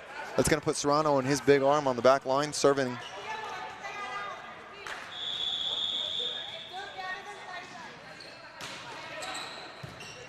Good pass by Blaze, goes to the high swing for number 14. Jair finds it, but it's going to be interesting call here. I couldn't see it through the down ref, but it looks like as that ball came down with Pablo Guzman, the sideline judge is calling that it hit the antenna halfway down the net, therefore making that ball be out. So that's going to go against Blaze, and Matadors get a point to go their way. Matadors have a 1-point lead going into the last part of this game, and Serrano with a good serve float gets overpassed by Pearson. Mike Velatado going up though and making sure that his size is seen. Big set to Jair Santiago. A little wiggle in the shoulders and a little wiggle in the swing. He lets him know what's going on. One-on-one, Jair Santiago cannot be stopped. That's going to extend them to a 2-point lead. I think if we see one more go, we'll probably see Blaze go into a timeout. But Serrano on the back line goes for that same float serve. Handled well by Pearson. High ball is going to go to a pin here. Belvin goes for a big swing. Finds a chest for the libero. And that goes out. Charles Belvin stoked with that kind of a result. Big swing and a lot of trust from Velatado to go to the young opposite back there. There's a 1-point lead for the Matadors as Mike Velatado hits the service line. Right now, if you're the Matadors, you're looking for libero Jose Malero to continue passing well for you. Big touch by Pablo Guzman, picked up, extends the rally. Set goes to the backside. Once again, use that. Charles Belvin finds a touch, but Matadors are able to keep it alive. Velatado goes back once again, set back. And that is a huge block. Jair Santiago says, fool me once, shame on me. Fool me twice, not today. Charles Belvin shut down by Jair Santiago. That 2-point lead is going to get that timeout from LA Blaze. Jair Santiago absolutely performing and clutching up for the Matadors.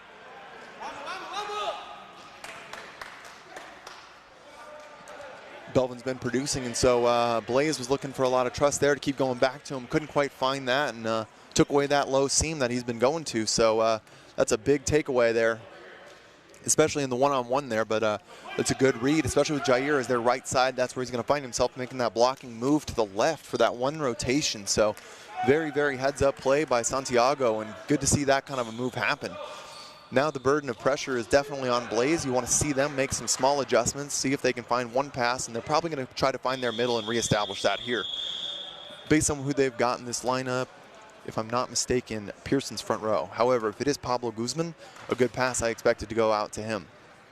Okay, Pablo Guzman is front row on the backside hitting a red ball. So right now, if it's a good pass, we're going to see a middle, I think, or go back to Guzman. Float serve comes in short, going to be passed well. Goes to the middle, there it is. Dime, perfect pass in transition. Goes back to Jair Santiago, the man on fire.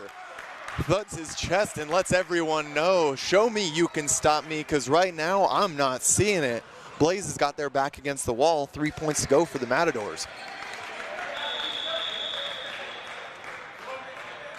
Another short float comes in, handled well by Blaze, and they're going backside. There's the set to Pablo Guzman. Uses Encarnacion, and that's a big point there for Guzman. Mike Velotado knows exactly where he wants to go with his hitters, but that being said, if I'm seeing it from here, Matadors might be as well. So we'll see if they're able to get that stop.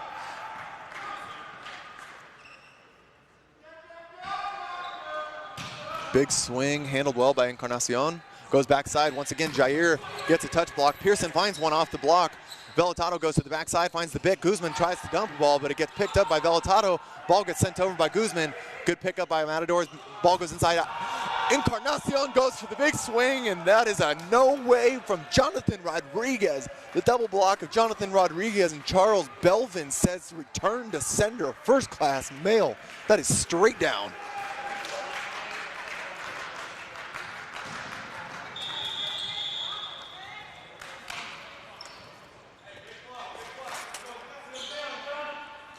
Pablo Guzman back, goes for a big serve, cannot find it. Unfortunately, that's going to be a critical point that he really needed to put in for the Blaze. That's going to put the Matadors middle back on the line here. Number 5, that's going to be Rafael Burgos. And there's a 2-point lead here, so if he's able to find one real point right now, this is going to put Matadors in a great spot to go into game 4. Float, stays short. There it is, ace in your face, Mike Velotado. Didn't see it coming over the net, and that's an easy point there for the middle server. That's going to take us to game point here in game 3 for the Matadors, and Blaze are not going to go quietly into that night, and they called the timeout here, so we're going to see them try to make some adjustments before game 4 happens. Cynthia Bugg's going to give the guys a little bit of a pep talk, and Guzman looks like the go-to here. So if you're a team leader like him, we got to find how to get you involved. Maybe a bic from Mike Velotado. But I think a middle option's been quite successful, and maybe the way they go here. So we'll see how Blaze responds, but Matador is definitely in the driver's seat and showing exactly what they got. Encarnacion was a little bit shifty on his passing there, but he is finding his way back into this match through the support of Jair Santiago, who is absolutely showing up in this 3rd game for the Matadors. Slow clap starts on the side of the Matadors. The bench is making sure that they are loud and rowdy, supporting their boys on the court.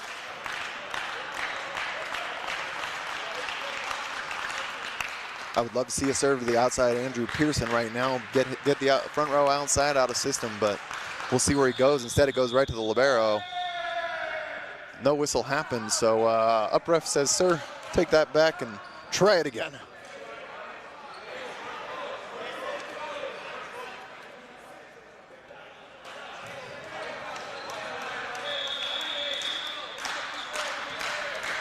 We got a float serve coming in for number 5 once again, but he's been serving in the middle of the court nice and easy. So there's Pearson with a perfect pass going to the middle. Driving move made, and I'm getting a front row seat. Hello, gentlemen. Serrano, that's a great move, bud. Love to see that happen. And not able to pick it up, though, but that's a big swing. Now we've got a serving sub coming in. That's going to be number 11 for the Blaze. That's going to be Ricardo Massanet, who we saw earlier this match, and that's going to be number 14 heading out. That's Jonathan Rodriguez. Massanet's probably going to be looking for a float serve cross court, hitting that front row setter front row outside, because there is a 2-man serve receive. He goes after it, finds the outside. Jair Santiago 1-on-1, Pablo Guzman with a stab attempt to dig a ball, but Jair Santiago said, "This is my game." Wins that game single-handedly by himself with about 7 kills in the game 3. Matadors take it. We're going to 4.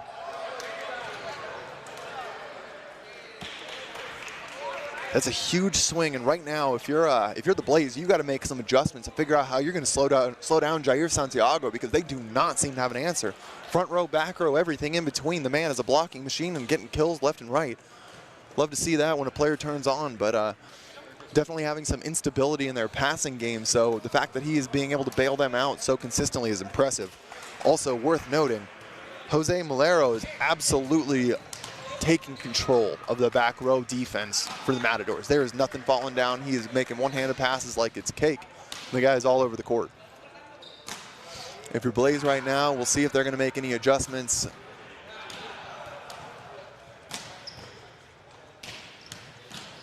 But overall, I think those guys are in a decent spot. I can't imagine that they're going to be switching anything major. Greg Faulkner was a little bit invisible that game, and he was doing a great job in games 1 and 2 finding kills. So we'll want to see him get a little more activated, but that's going to be on the team to try and extend the rallies when he's front row to see if they can get a really optimized attack out of him. But once again, I think that a big adjustment got made there in game 3 with Lazaro Fernandez and Rafael Burgos in the middle there. Those guys were able to get a couple stops, get some touches, slow down the offense. And Burgos ended up going on a nice run at the end of the match there, getting 3 or 4 serves in a row. Even though it was an easy float serve, he kept that ball in, and that allowed them to play some defense and extend a rally.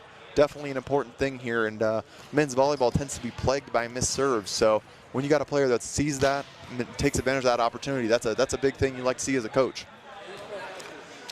Michael Bastida played quite a bit back in his day, and so he definitely understands the player mindset and exactly what he wants to get out of his players. So when he talks, his guys listen. They are a very disciplined organization, and he knows how to maximize his guys. Coach Bugs on the Blaze side was a player back in her day as well, and she has since gone to working alongside the NBA. So a lot of experience on the coaching benches here, and going to see what I think Blaze is going to be leveraging a little bit of the team leadership to see if they can kind of find a way to bounce back. Meanwhile, if I'm the Matadors, I am absolutely riding Jair Santiago while trying to give a little bit of chance for Tuero and Encarnacion to find their way back into this match. Number 2, Christian, has definitely not slowed down offensively, but want to see that passing cleaned up a little bit. I do like that there is a little bit of confidence in number 6, Diego Bustos, on the outside, who's been coming in for Tuero. They were able to run a 2-man serve receive in several rotations there with the libero, number 11, Jose Malero, and that's a real confidence booster. When your libero is confident enough as you as a passer to run a 2-man with you, it's a pretty impressive adjustment and gets that outside ready to hit. So good adjustment by the Matadors, a little unconventional, but I love to see that kind of on-the-fly thinking, especially that's what we were talking about early on here. You know, this is going to be a game that's solved in problem-solving real time, and they made that adjustment on the fly. I'm not sure where that decision came from, but it's been working out for them, and they're seeing it well. We'll see what option they go with in terms of, I don't know if they do a paired, they keep Serrano with Santiago, but that's been working. So I expect that we're going to see number 3, Serrano, the setter, back in instead of number 12 here, Kevin Rodriguez. Kevin Rodriguez has been a pretty steady force for them throughout the match and the tournament so far, but Serrano is absolutely capable of leading this team and showing that he's got his hands on the reins right now. So we'll see Matadors come back out into game 4 ready to play.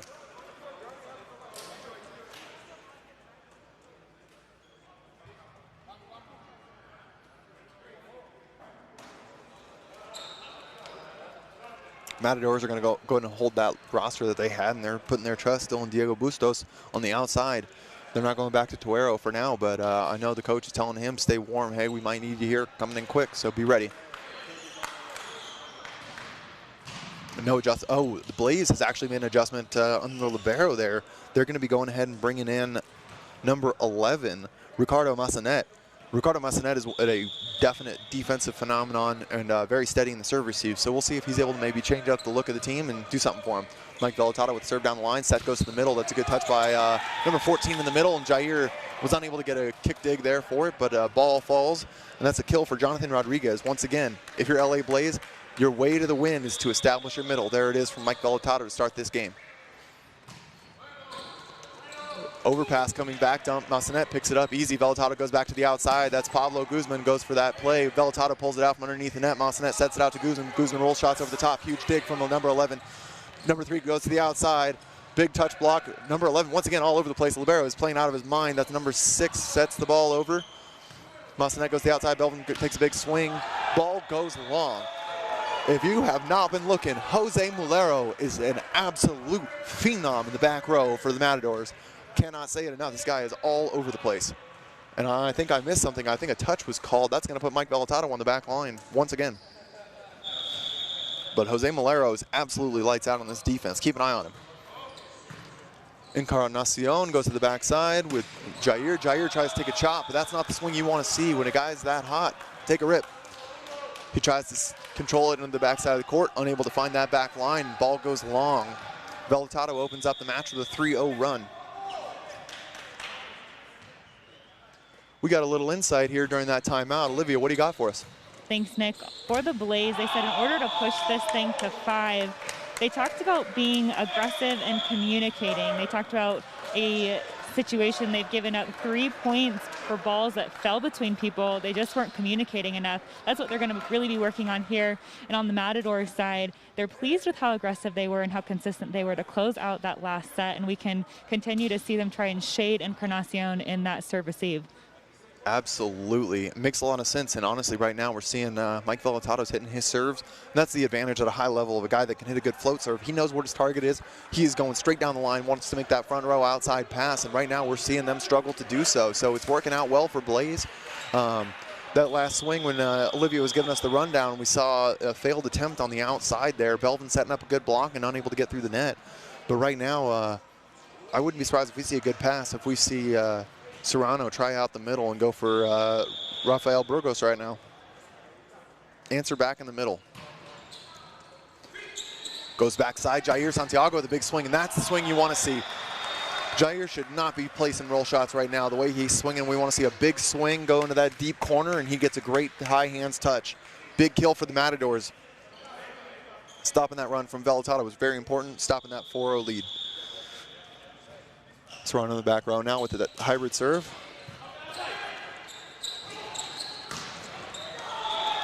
Pablo Guzman with a swing on the backside goes at about a 40% tempo and is able to find a cut shot inside that Serrano was unable to pick up. Block didn't quite get there to get a touch that you'd hope for, and defense wasn't quite ready. They were some center blocks on the feet there, stopping that move. Pablo Guzman on the back line goes to swing. Easy pass by number 11, Mulero, and a huge swing by number 6, Diego Bustos. If you've never seen a confident volleyball player, go look at number 11, Mulero, right now, and that guy will let you know that he thinks you're easy. You hit that serve, and he spun around with a look on his face like that was the easiest serve he had seen all day. Float goes short. Mike Velatado with a one-handed back set. Charles Belvin tries to go angle and misses wide. That ball goes long. One-on-one, not able to get it done. Encarnacion sets a good block on the pin there, forcing Belvin to his left and unable to come up successful there.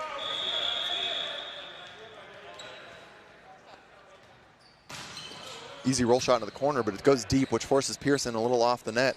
Belvin gets the setback. Belvin finds the hand of Encarnacion over there on the left side. That's a good setback there. Mike Velatado definitely believes in keeping all of his players with a high level of confidence and wants to set back as much as he can. He definitely knows how to keep his players dialed in and involved. Charles is also an emotional player, and so the more that guy's finding success, the more you're going to reap the rewards of his efforts.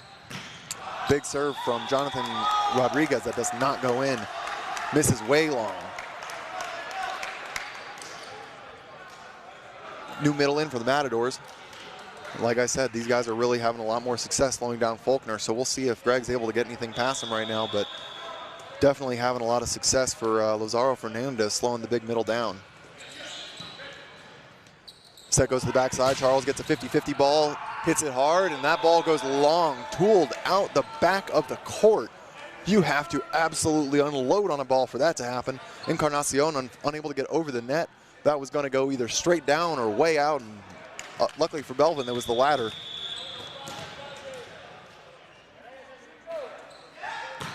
Big serve, handled well, but it goes for the overpass. Andrew Pearson Nice easy swing into the corner. Serrano went up, but he was back row, so he had to pull his block.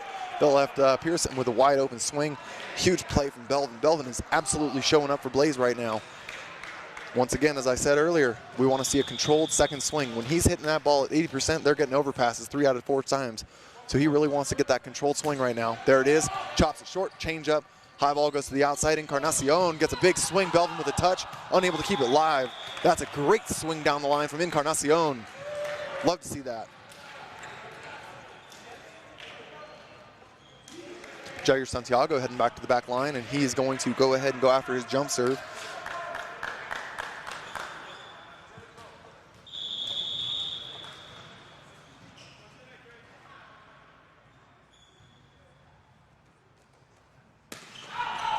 Ball goes wide left, not the look Santiago was hoping for.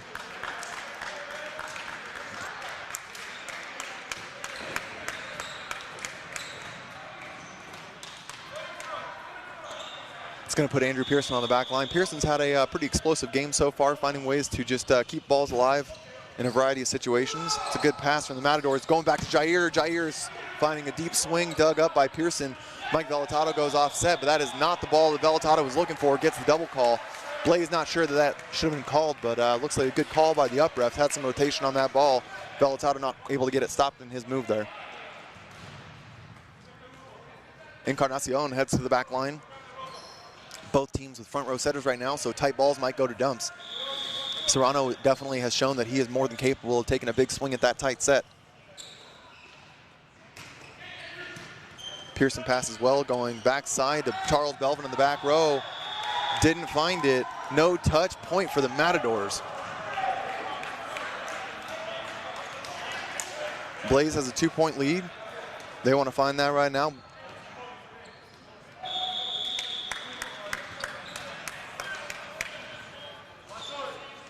Float serve from Encarnacion. Comes short.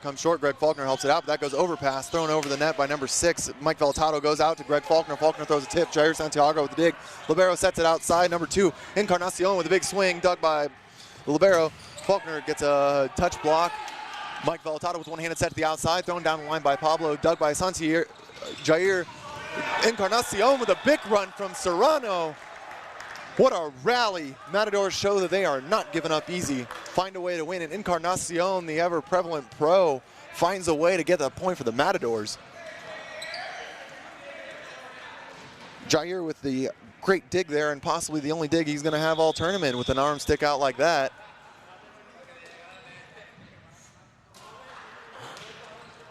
Short to Faulkner once again. Faulkner keeps it on the side on this side of the net. Ball goes long. Pablo Guzman does not like that call. And right now, Blaze is getting a little bit out of sorts. All tied up. Great run by the Matadors here. Encarnacion at the helm.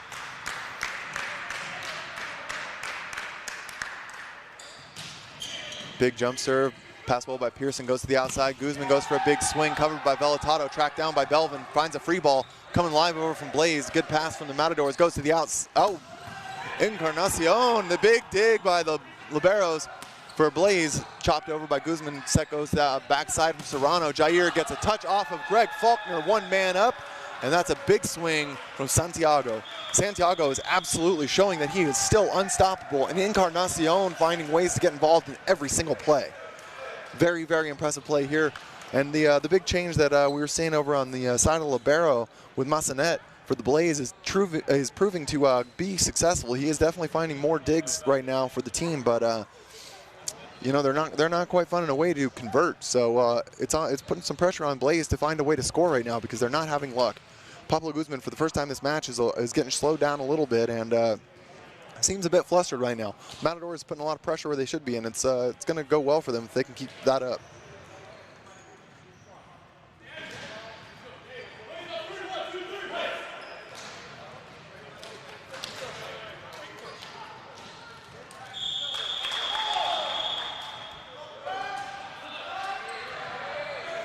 Each team has currently used one timeout, so we're letting them hit the court again. And if you're Mike Vellatado, good pass, you've got to go to Greg Faulkner in the middle. You got to get this team reestablished, get the train back on the tracks.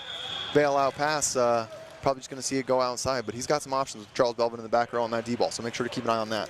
Encarnacion has been playing out of his mind, though, giving his team a back row option on almost every single rally, making sure that he's getting aggressive swings at the 6-foot line from the back row. Float coming up, and he drops it short. Passed by Massanet. Set goes to the backside. Pearson on the bic, finds the tape. Miscommunication, and the Matadors are not pleased to see how that one goes down. But that is a big point for Pearson. The one guy on the team I didn't call out as a person to watch. That just tells you Blaze has got some weapons. Faulkner on the back line. Unfortunate miscommunication there, and very rarity for the back row of the Matadors players who have been very, very keen on defense. Faulkner with a toss. Goes to swing, and a little aggressive on his toss there, unable to get behind that ball, and swings it long. As he heads off, Massanet comes back onto the court.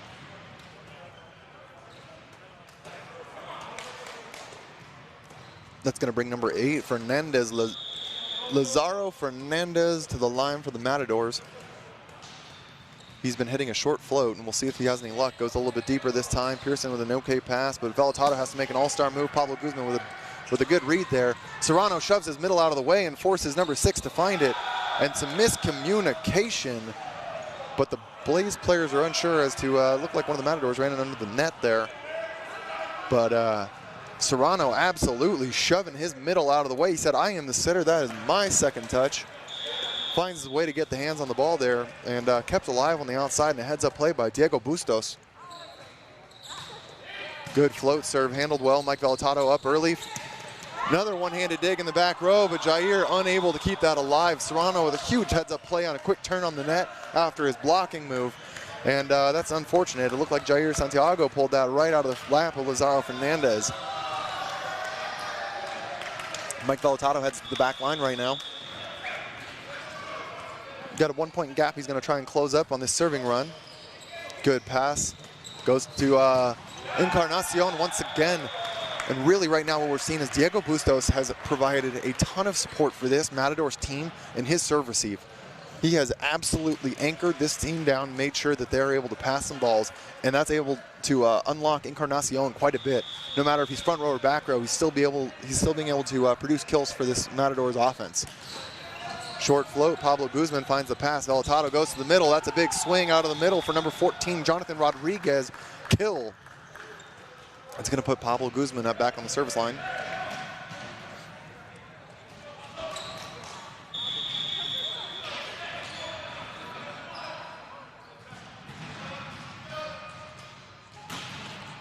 Chop down the line, pass ball by Encarnacion, goes backside to number 6, Bustos.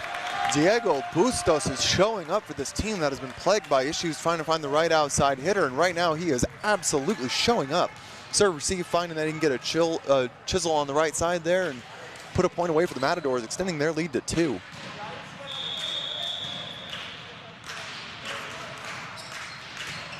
Now he goes for a big serve, handle ball by Massanet. Early, oh wow, great swing. Vellatado knows how to find middle Jonathan Rodriguez there, gets him up nice and high. Deep swing goes in the middle back, and unfortunately that was unable to be dug by Diego Bustos. He gets a touch, and the team's unable to pick it up after that. That's going to put number 14, Rodriguez, on the back line for Blaze, bringing Faulkner to the front row. Float in the net, short. Got to be careful with those kind of serves right now. That kind of stuff is the momentum killer. Brooke Faulkner kind of trying to keep his guys rolling. That's going to put number 5, middle blocker, Rafael Burgos, on the back line for the Matadors.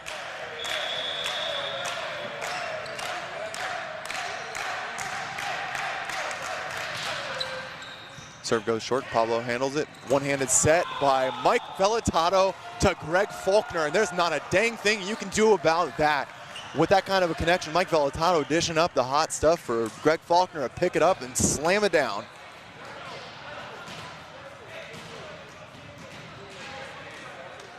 Looks like we got a double sub being prepped by the Matadors on my side, and Charles Belvin looking for a controlled jump serve coming back.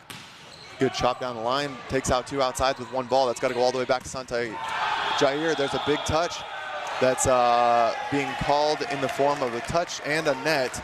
Blaze absolutely, but That's an easy and good call, but we've got a Matador substitution coming in. Setter number 12, Kevin Rodriguez, back into the lineup, which is going to be Jair Santiago coming out.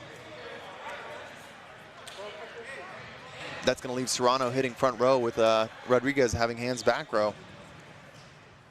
We saw this already work for them in one of the previous games, so they'll probably be relying on that same strategy here.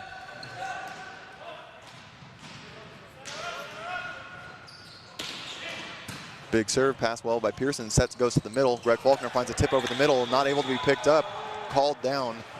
Matadors disagrees, but doesn't seem to be much of a disagreement from number 12 as he didn't get that. Pearson goes to the back line. Matadors are absolutely scrapping on defense, though, so the fact that that went down for Greg Faulkner was a bit of a luck on his side. Pearson looking for a float serve now. Matadors passed well. Goes to the backside, and that swing goes wide. Not the look that Encarnacion was looking for.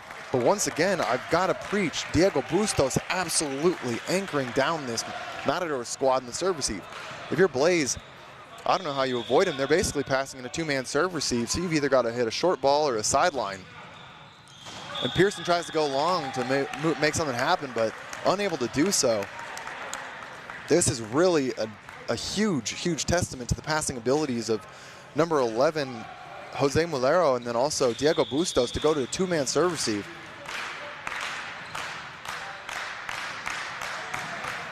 Float for Encarnacion, goes short, Pearson handles it, goes to the middle. Greg Faulkner tips over the top, picked up by Mulero. Set goes to the backside. Big swing by Serrano, blocked, goes out of bounds. He's able to get a nice tool off that double block between Pablo Guzman and Greg Faulkner. Unable to stop him. The man can set and the man can swing. Love to see that. Encarnacion on the back line, going to be going for another float serve here to make sure that the Matadors get a chance to play this point out. Good float serve, handled well by Pearson. One-handed set once again. Blaze unable to handle that, and that's going to bring Matadors into a 3-point lead, and I would not be surprised if we see Cynthia Buggs, the coach of the Blaze, call another timeout here. I can't remember if they have one more, if that's it. But that's a 3-point lead opening up here for the Matadors, and it's looking like Matadors are taking this game away in 4. I called this the reverse, and Matadors proving me wrong. Encarnacion with a float serve, goes short, too short, in the net. All right, Jonathan Rodriguez into the game, and we've got a substitution that's going to be number 5, who was previously playing libero. Wilfredo Morales coming in for Gregory Faulkner on the back line. Wilfredo is going to be a defensive specialist here on this serving substitution.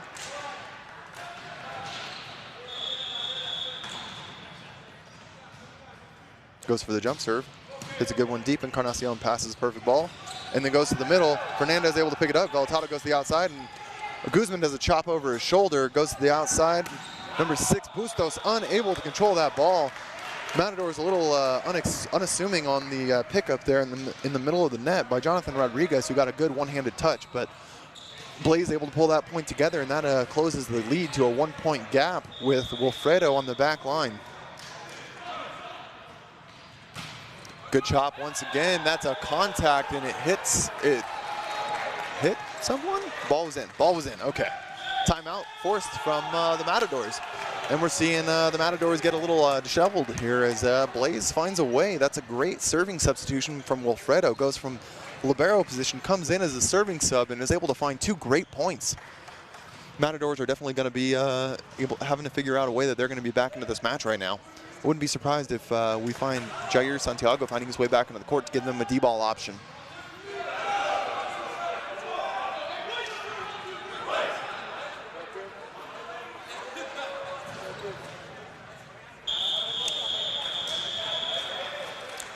Coach Michael Bastida for the Matadors trying to keep his guys calm, cool, and collected, make sure they know exactly how they're going to win this match. Tied at 19, we are in game 4, definitely delivering a close game here. This match is going to be followed up by a game between the Las Vegas Ramblers and Southern Exposure, but there was a huge foot fault from Wilfredo, and that's the kind of thing you can't do coming out of the timeout, and that's a point for the coach there. Michael Bastida is getting his licks in as a coach. You got a couple points to earn with those timeouts. Make sure you get them.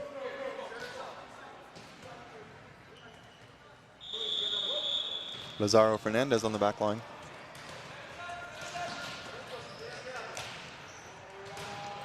Deep float. Pearson passes a high ball to the middle of court, goes to the outside. Guzman takes a big swing, dug by number 2. Christian Encarnacion goes wide. Mike Velatado lets that ball land out of bounds. That's a tied game once again at 20. Velatado back to swing. That's going to give Blaze 3 options and put Belvin back front row, something to look for. And looks like Matadors are figuring out how they're going to do their 2-man serve receive once again. But with Encarnacion back row, it's going to go to 3. Well passed. Goes to the backside. Serrano swings down the line and looks like he got Massette in the head. But there was a pulled block there by Pablo Guzman, kind of hung out his libero to dry. But we've got Jair Santiago coming back in for 15 for 12 here. Once again, Jair is hitting well enough that he might be able to bring this game home for the Matadors by himself. Serrano back to serve. Pass by Massette. Pablo Guzman finds an angle, and that's a great dig in the back row. Big swing to Jair, and Jair is able to tool the block of Charles Belvin. Right now, we are really seeing Christian Encarnacion make sure that the Matadors are able to control this match. His back row presence and his cool, calm, collected nature is really making sure these guys are able to perform.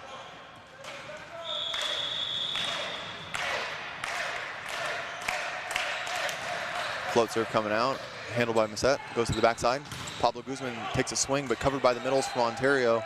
Goes to the back row, and once again, Encarnacion tips this live. Velatado's looking to go to Belvin on the outside. Big swing by Belvin, gets the tool. Santiago and the middle blocker, Rafael Burgos, unable to control that swing. Big point for the Blaze in order to keep this match alive for them. Matador is still definitely in the driver's seat, and the way they've been passing with some of these adjustments, they're getting some good looks on. It's going to be a tough one for Blaze to come out of. Guzman with a good serve, but a perfect pass coming out of the Matadors. Goes to the backside. Big set, but they're able to find a reset here. Jair Santiago goes for a big swing. One-handed pokes, trying to keep it alive. They are getting 3 touches, but all of them with their feet and unable to get it over the net. That's going to bring us to a tied game at 22 all. This match is definitely delivering. These teams are a great matchup for each other, and right before this event, they actually had a little close practice scrimmage to kind of measure each other up and get some different looks. So interesting to see this play out once again. Toss for Guzman. He goes long, unable to find the court that time. Dissatisfied to say the least. Guzman's had a bit of trouble in the latter half of this game, finding a way to be effective, and oh well, he's struggling. Christian Encarnacion over on the side of the Matadors is absolutely having a field day, led by the offensive capabilities of Santiago on the right. Pass well, looking for the middles. That's a big swing off block, helped by Encarnacion. Big set, goes back to Jair. Good touch by Blaze, goes up. Velatado's probably gonna go backside here. Looks for Charles Belvin on the left, gets a touch. That's a big touch for Charles Belvin on the right side there for Blaze. Really, really interesting there. Midway through the play, number 2, Encarnacion helped out on a middle attack that was coming in from Blaze. He was able to get an off-the-net block that slowed that down just because he was in the right place and willing to make the move. So it's a good heads-up play by him, helped slow that ball down and give them another chance.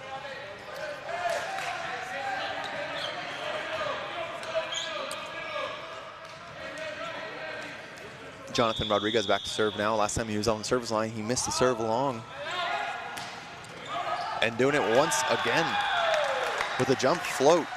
Didn't know what he wanted to do there, put a bunch of top spin, looked like he was kind of confused in what serve he was looking for, and that did not work out for him there. That's going to put the Matadors on match point 24-23. This is the same server, number 5, Rafael Burgos, that ended the last match. He likes to serve it short, so there's going to have to be some adjustment by the Blaze players to make sure to beat that here early. They're going to go backside. Charles Belvin is their guy, showing everybody why he's their guy. That's a huge swing from Belvin on the right side. Been untouchable since he got subbed in for Joe Cuevas in the second game. Number 27 showcasing a lot of skill here. He's now going to be on the back line looking for that controlled jump serve, maybe get an overpass out of it. Big serve, handled well by Encarnacion, goes to the outside. Big swing, that's the clutch swing from a great player. Number 2, Christian Encarnacion, putting the Matadors on his shoulders, carrying them home. One more point as Jair Santiago heads to the back line.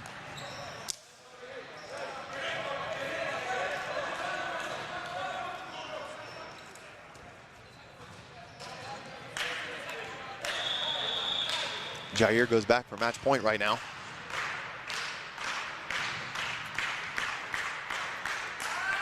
Big swing goes in. Pablo gets a perfect pass. They go to Greg Faulkner. One-handed stab, keeps the ball alive. Greg Faulkner jumping, gets a dig. Vellatado throws the ball outside on an overpass. Andrew Pearson finds a way.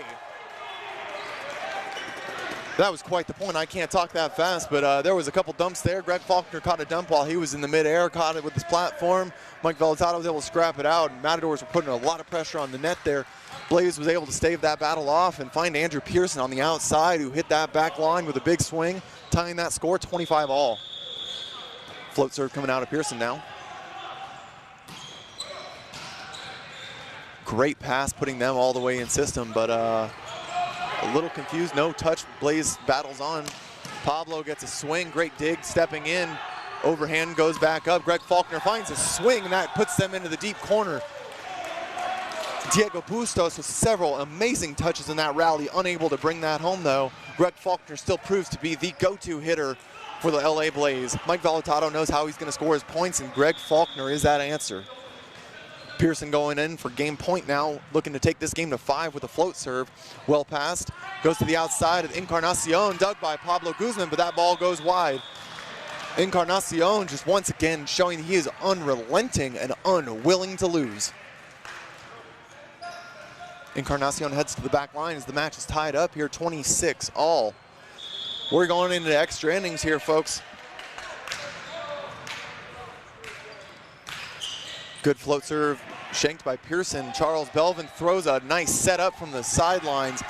Chopped down the line by Guzman, dug by Jair. Swing by Encarnacion, dug in the back side by Pearson. Set by Massanet, saved by Pablo Guzman. Into the middle of the court, kick saved by Encarnacion, unable to be salvaged. Matadors shank that ball, and that is a point for Blaze, pushing us 27-26.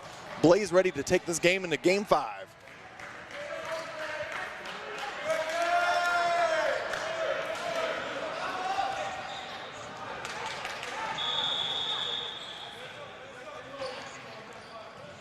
Easy float in by Greg Faulkner that barely gets into the bottom of the tape. That is a tragedy for that team that's been battling that hard for points, especially after there was an ability to make a serving sub after the last time with, they had Wilfredo in there. I know they can't bring him back, but that's a great option that unfortunately didn't work out here. Pearson with a good pass. Vellatado goes to the outside. Pablo Guzman finds a swing, but there's a double dig from Encarnacion. He's going to free ball this ball over. Massanet takes up the entire backside. There's a perfect pass.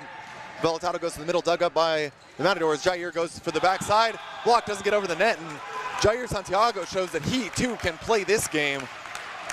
Jonathan Rodriguez unable to get over the net there, and that ball funneled down his chest. That's a big point for Jair Santiago, who has shown that he is an absolute weapon for the Matadors on the D-ball back row. Number 8 still here to serve for the middle for the Matadors. Lazaro Fernandez goes with the float serve.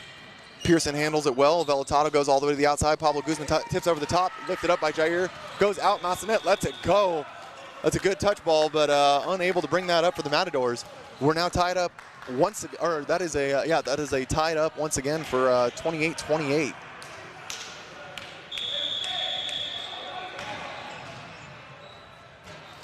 Serve coming in from Vellatado. Bump set goes to the Bic. Encarnacion finds it, but unfortunate touch. Massanet not able to get there. Not happy with that either. Big move from Pearson out of the back center, trying to find a dig there. Follow up to Massanet's touch, but that's going to put Serrano on the back line right now with a 1-point lead, trying to close this match out once again.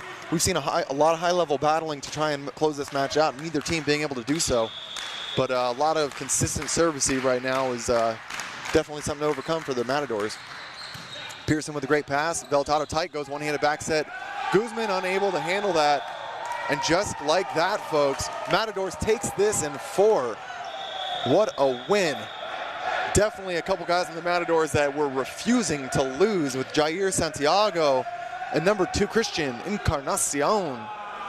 Big effort there by those guys, and Blaze showing some heart trying to take this game to 5, but unable to do so, and definitely a good look. Once again, teams cannot high five, so they give each other a cheer, wave respectfully, and retreat to their benches. But a lot of guys in here know each other and play each other in Puerto Rico.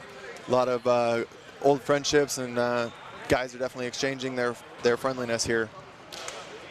And that was definitely, that still delivered. It was a good win for Matadors here, as Matadors now go 1-1. And they'll have one more match in this lineup there. They've got to play against, that's going to be the Tennessee Tyrants coming to you tomorrow. So definitely looking forward to see how the American League is going to finish up here. We're starting to see a couple of the teams play, their second matches, and things are starting to unfold. Definitely a must-win match, though. Like we said, the most important thing with this format is getting first or second, because that's going to push your team all the way through to Sunday. So it's going to give you an off day on Saturday. That win here for Matadors is going to keep them alive at 1-1, though, with that last Tennessee Tyrants match. Not a lot is known about that team. Brand new, added recently to the league, so very winnable match, especially with the Matadors there. We saw a little bit of a different look as well. This morning they were very emotional, and today they were a little bit more, for this match, they were a little more dialed in, ready to see what they could do as a team, and they definitely relied on their leaders there with Santiago and Encarnacion, and those two definitely put it together to find a way to win that match. LA Blaze definitely had a strategy coming into the match, but as the match moved on, kind of some pieces started falling apart. Definitely saw some shining pieces there with Charles Belvin on the right side, definitely performing for them. Early on, we saw a lot of production out of Pablo Guzman as well as Greg Faulkner, but those two were definitely slowed down as the match went on, and Andrew Pearson was able to get a couple kills for himself, but that just was not quite enough of the weapons that they were looking for, and the Matadors were just able to find it. Something notable, though, is both these teams were not serving as hard as you would like to see, so the serve receive was pretty good. So there was a lot of in-system passing, which is really hard on your blocking system. So that'll be something I think for those teams to kind of work on and adjust, is how they're wanting to go after their serving. Obvious exceptions on both teams, of course, but definitely some pretty impressive efforts from both of these sides. So Blaze now is 1-0, and we're going to see, so they've still got Tennessee Tyrants as well as the Stingers tomorrow. So that's going to be a really interesting one to see the constant pros that we saw from the Stingers tomorrow against some of this more experienced international team with the Blaze. So excited how that's going to go. But right now we've got a sideline interview with Olivia. Olivia, over to you. Thanks, Nick. Christian, what a match for you. Your team really demonstrated that you could make adjustments. What changes did you make in match that helped put this one away? Ayúdame. What? You can repeat the question? Yeah, the team really demonstrated that they could make adjustments on the fly. What changes were made that really helped you put this one away? The coach, he want to make another setter come again inside the court. So I think this player is very hyper, and this is good for the team. A big offensive showing for you. Where were you finding your success?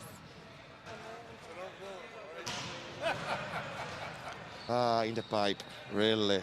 I really enjoy every ball in the pipe, so I think that's great for the team. A big showing from your libero tonight, really giving you passing options. How big was his performance? The performance del equipo. He's a great libero, and I think the team going to the final because everyone is coming up again and more and more and more, so I think it's good. Yeah, you dropped the first match of the day today and come back and win this one, and you said it really like to get it coming together and settling those nerves. It's key in being able to change the momentum in that second match. I think the communication with the setter and everybody, every team is coming united. So I think that's coming good for the team. Now, long weekend. What's the biggest takeaway that's going to help you moving forward? Huh? Help you moving forward. I think we have to work in the reception. So if we get a better the reception, we go more good for the rest of the tournament. Congratulations. Thank you so much. Thank you so much. Nick. All right, thank you so much, Olivia. Great to hear from him. Now we've got a matchup against the Ramblers and Southern Exposure here, or Team Freedom, apologies. So with that said, I'm actually going to be signing off, getting ready and playing in this match. So I'm going to have somebody else that's taking care of you guys during that. I will be back after that match. Thank you so much. Don't go anywhere. We'll have another match here coming up for you shortly.